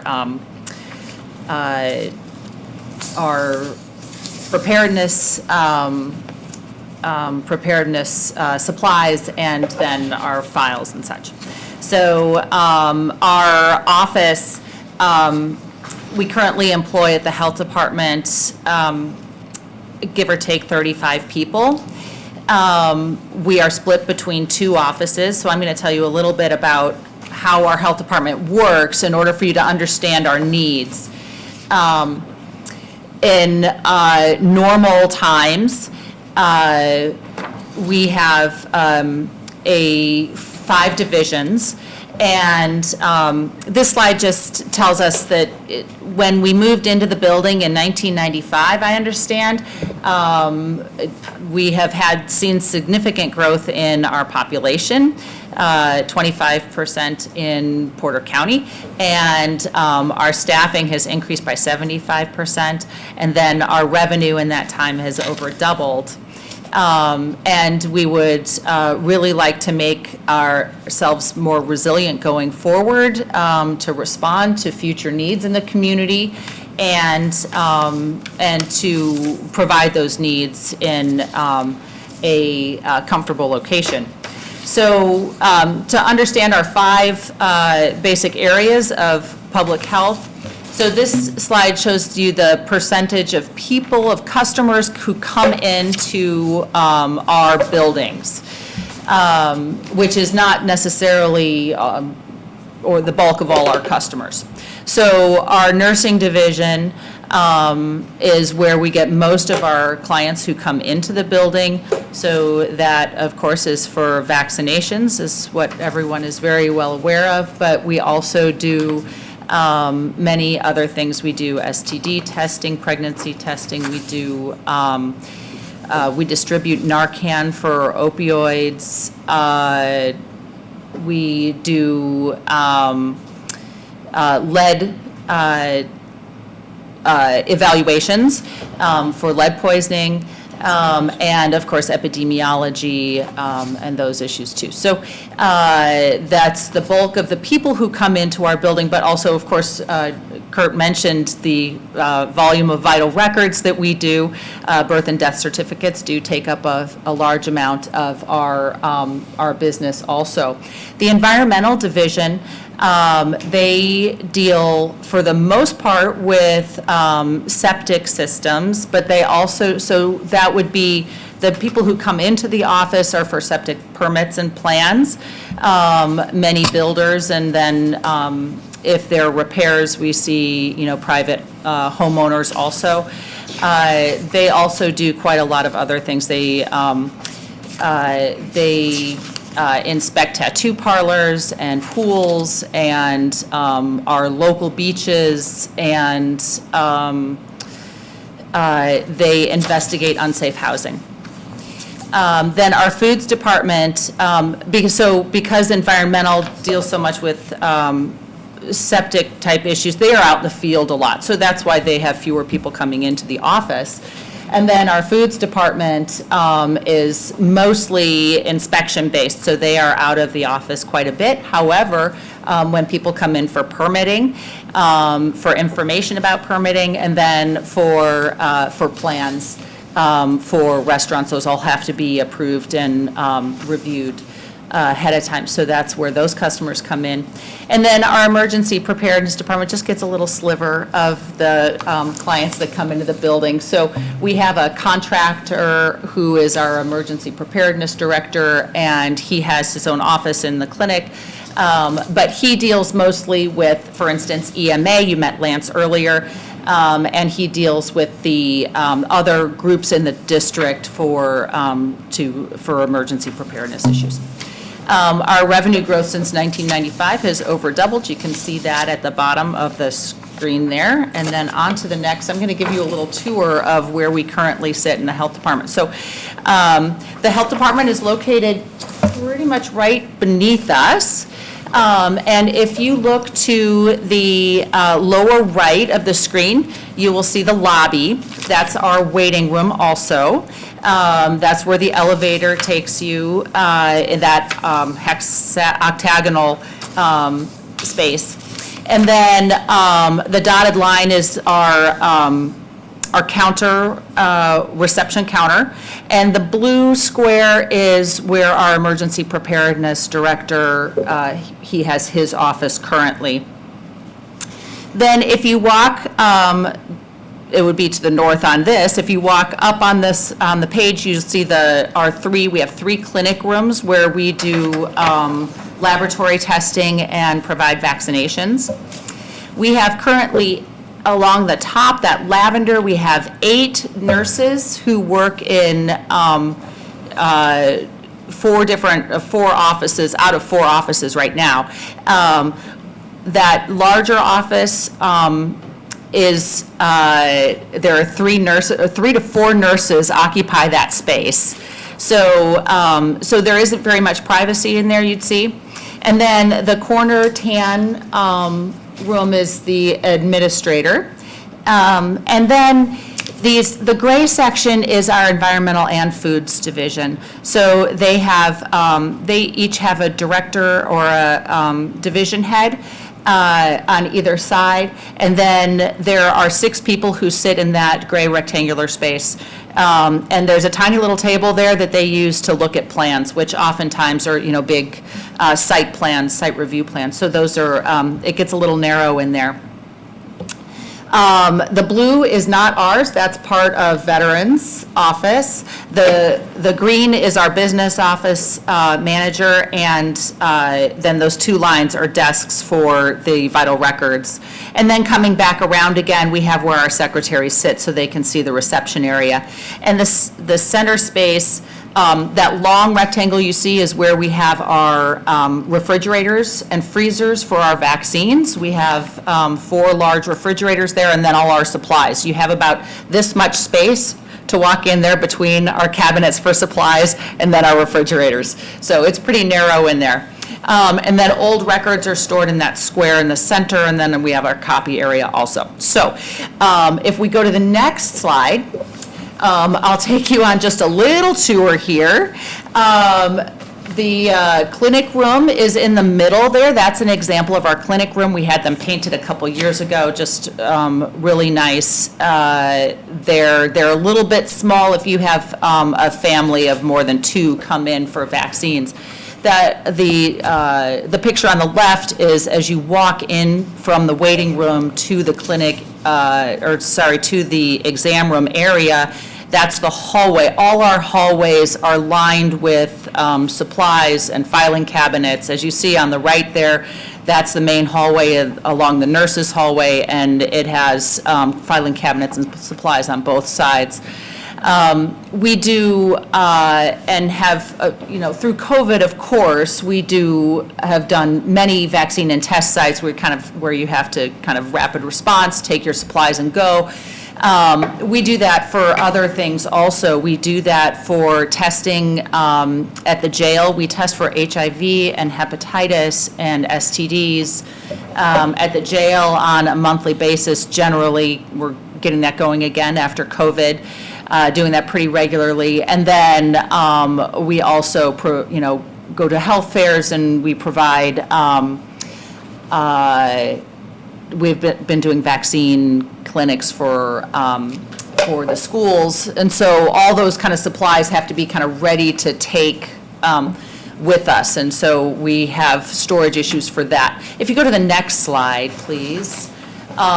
You'll see some of our nurses' offices. The first one is a shared office with 2 nurses. The second one is our assistant nursing director, and she has her own office with a door. So does Connie.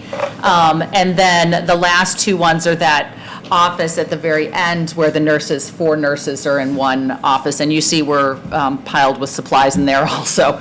So if you go to the next slide.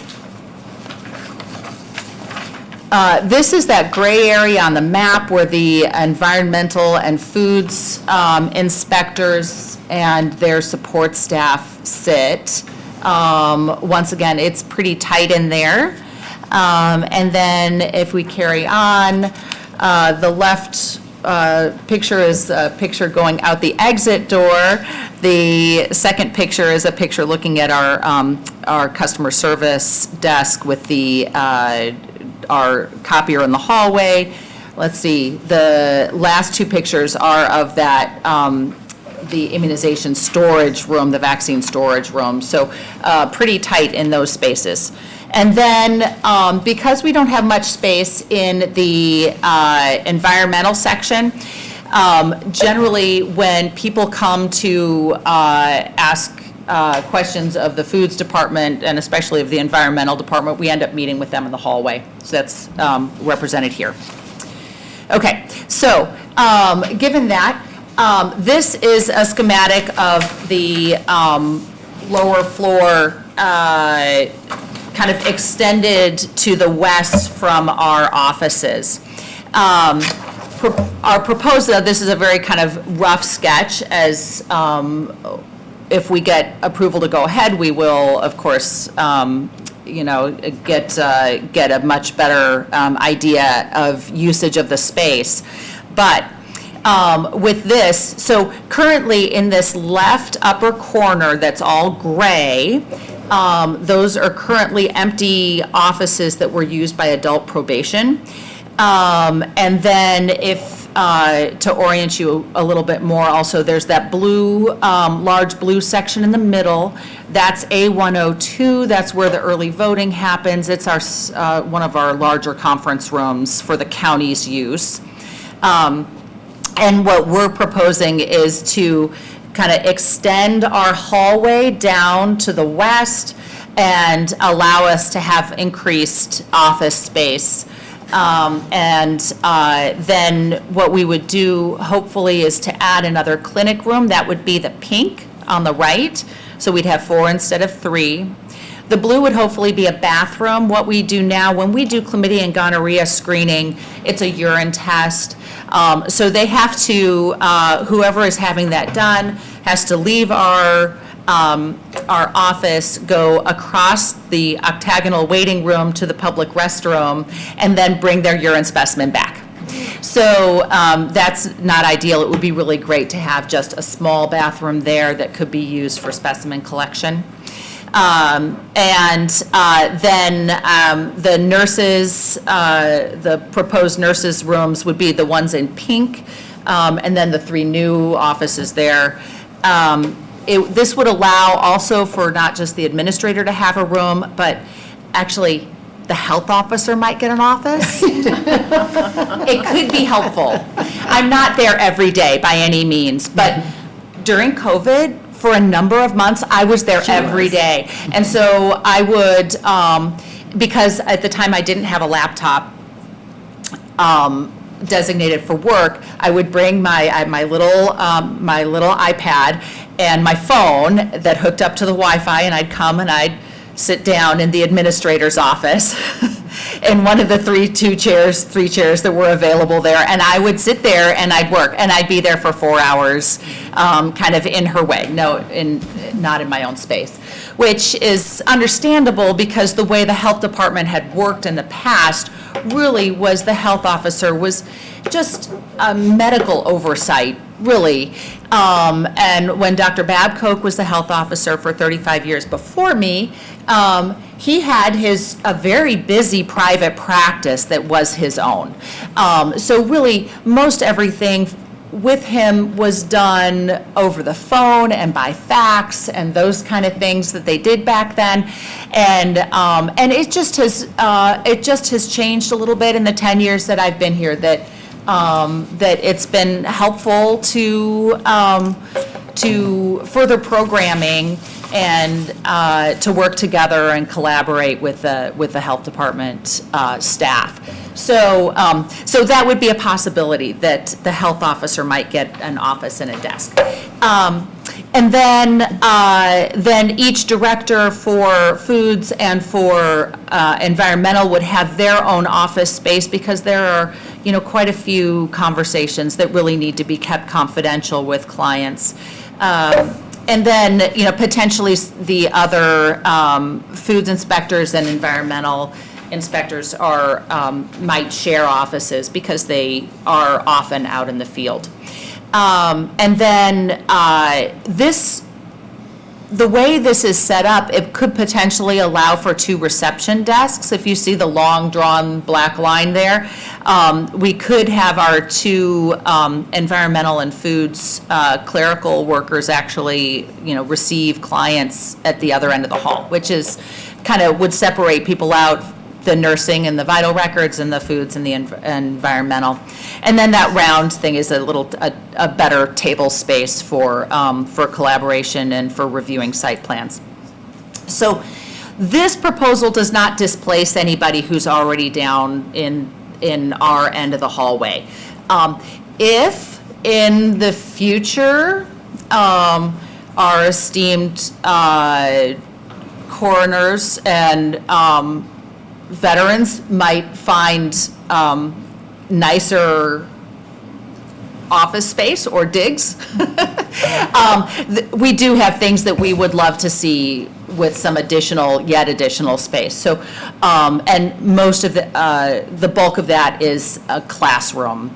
Public health and is going, changing directions in terms of nursing, and chronic disease management is becoming a big component of that. So that would be helping the public manage their diabetes and their high blood pressure and help them quit smoking. And a lot of those can be done in group sessions. And our health nurses are kind of uniquely postured to be able to offer those kind of services, but we really need space to do that. Look, going forward, we would love to have the nurses become certified health coaches and, do a lot of that work. So that would be something that'd be really helpful. That would also help. We would like to offer things like safe serve training for restaurant owners and managers, And then environmental training for new septic system technology for excavators and builders. So this would provide a space where we could do that. We have done some of that in the past where we've had to use the commissioners' chambers for some of it and scheduling 102A, but it would be really helpful to have some meeting space. But we do have a plan here that wouldn't displace anybody if that was a need be. So these plans to expand our space would, probably the biggest thing we could do is improve and reinforce our HIPAA compliance. Because right now, we have very little space to have private conversations. So that's probably the greatest benefit. And then in other customers, just to have privacy and comfort and a place to sit and hold a conversation, and allow us to be able to organize our rapid response storage so that we can get to places outside of, and offer services outside of our office. And then, of course, to make our, help our employees be more productive. Now, there was a question, of course, as to grants that the health department or that applicants have. So, so these are our current grants. Some of them are recurring annually, and we've had them for a long time. And some of them were just, we received during COVID.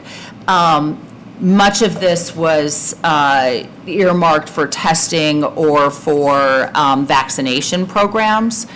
And then we'll have, we recently got the COAG Workforce School Grant that is specifically for ongoing collaboration between us and the schools in Porter County.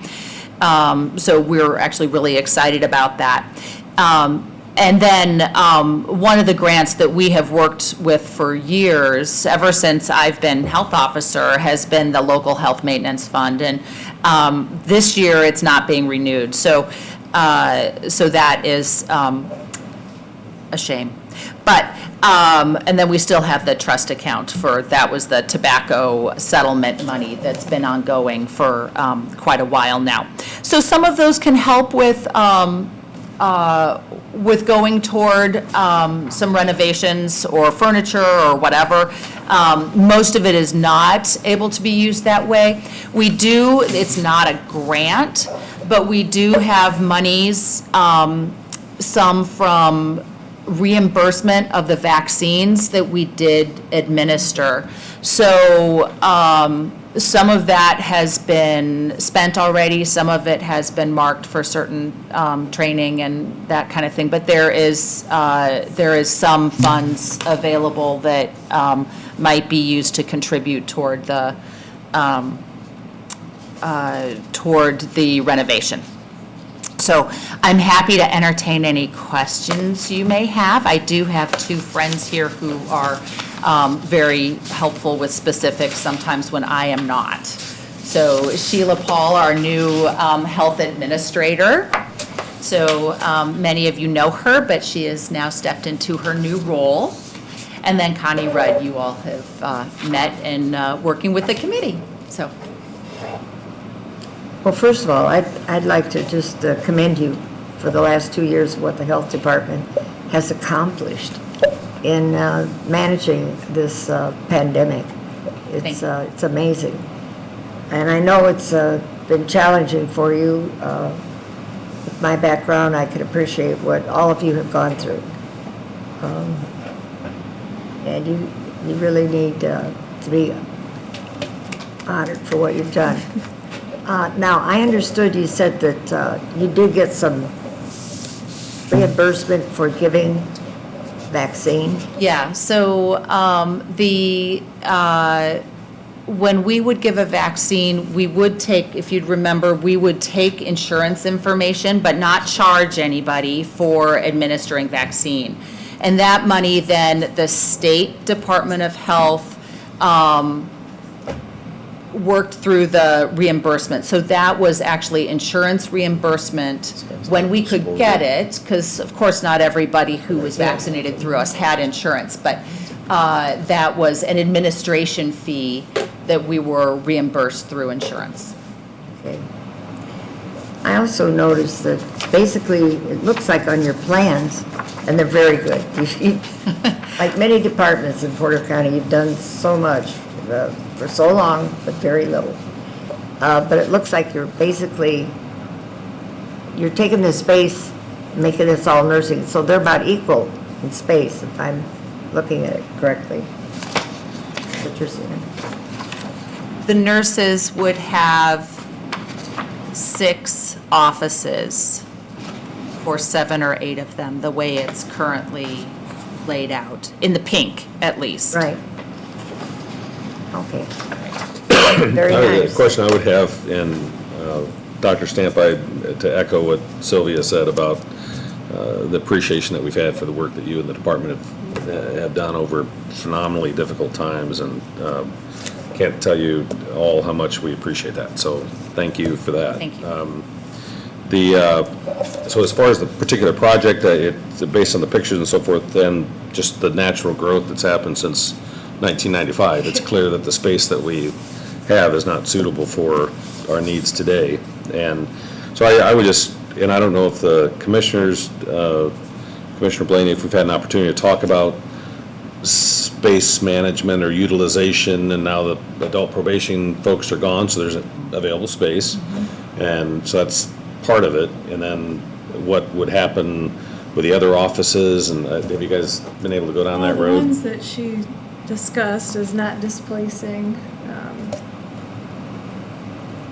We haven't specifically addressed their needs yet, but we do see that the health department needs to expand and encourage them to look at doing so. Yeah. That said, we do, I have to comment too to the commissioners, we do appreciate our Portage office very much. So we have an office in Portage also, it's smaller, but it has been, we have shifted staff around because we were so crowded in Valpo. We have been able to kind of spread out a little bit and reassign some of our staff to the Portage office, especially those that go out into the field. So that has been really helpful, and it's a comfortable location, and the meeting room next door has been great for vaccine administration also. It's a new building that was part of our capital improvement plan, and we have most offices now, departments squared away with more room than they had, but not you guys. Yeah, I'd be curious to see kind of if we haven't had an architect take a look at the space Oh, and, yeah, we need to do that. and I appreciate the lines That would be and so great, forth. exciting. but Just the way it was designed, back then, I'm sure there's more current and more productive, efficient sorts of ways to kind of redo a lot of it, frankly. I mean, rather than just take over new offices. And I think what we have here is the basic, most simple, Yeah. but we're absolutely open to trying to move this department into the next century as well. That'd be You're a great. little behind. Yeah. And you have done so much with so little. I mean, I walk in there and, everybody is sitting on top of You each scoot other. through and- Yeah. Sideways Yeah. to And pass someone in the hall. Your exam room actually looked bigger in the picture than it I know. It looks huge. Yeah, that's what I thought. That's not a good Oh, picture. that's kind Dave. of pretty. Yeah. I was just down there getting my booster the other day, and my husband was with me, and we sit in the chair now. That's great. Anybody have other questions? I think it's long. Okay, thank you very much. Thank you. Thank you.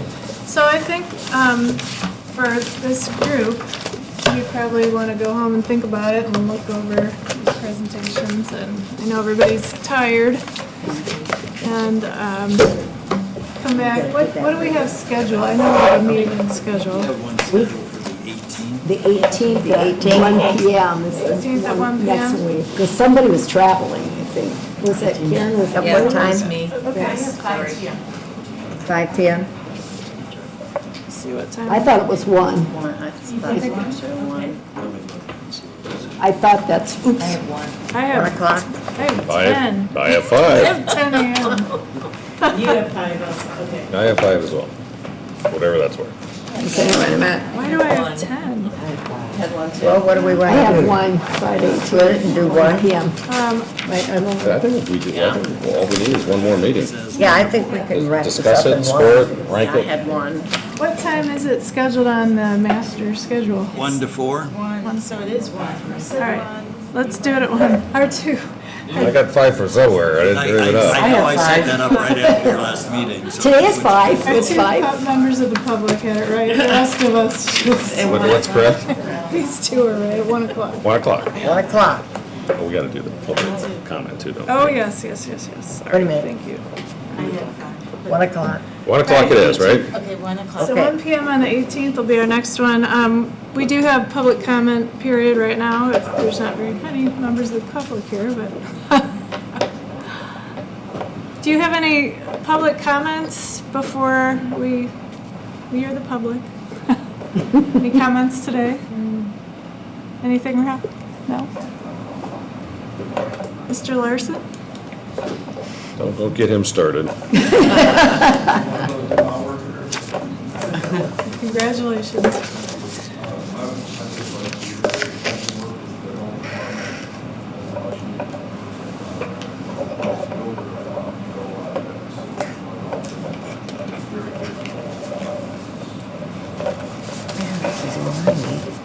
You're not lying. Yeah.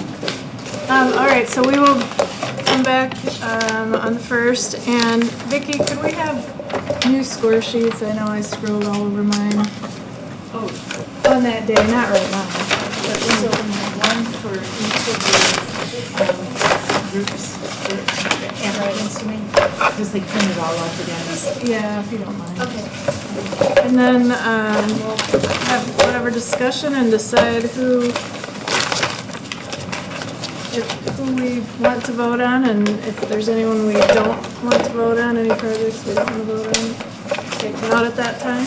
And, okay, we'll see you. And just to confirm, the process will be similar then as at another committee meeting, where everyone will vote, and then you'll pass down the score sheets. I'll tally them up and Kurt double check just to make sure, and then we can put it on the screen and we'll be able to rank them as we go. And that's what we'll forward on to the steering committee. And if there are any we just don't think are a priority or something we should be spending this money on, we can vote to take them out at the beginnings. Can we show up with our scoring? It's up to you. She's gonna give us some clean scoring sheets. There may be some changes, maybe. Well, like if you're gonna score the, I mean, are you gonna go home and then score them and bring them back scored? We're gonna have some Whatever you good, want. we're gonna have Have some, a discussion. as we present it topic by topic, a motion will be made to say, I move that we do this, have good discussion, and after the discussion, then we'll score it. So the scoring could change from today for sure. Yeah. Right. So we'll have, One scoring sheet. Like, she's gonna bring us some new ones next time too. So if you wanna get yourself a preview while see. it's fresh, Yeah. That's very good. you can tweak it that day. Any other questions or comments? Just a comment, in your pile, your mountains of paper. Oh, my goodness. I did give you the meeting minutes that prepared from the last meeting, so we'll put that on the agenda for your next meeting to approve. Perfect. Okay. Okay. All right. I guess, meeting's adjourned. So All right, see thank you very next much, everyone. time. Thank you.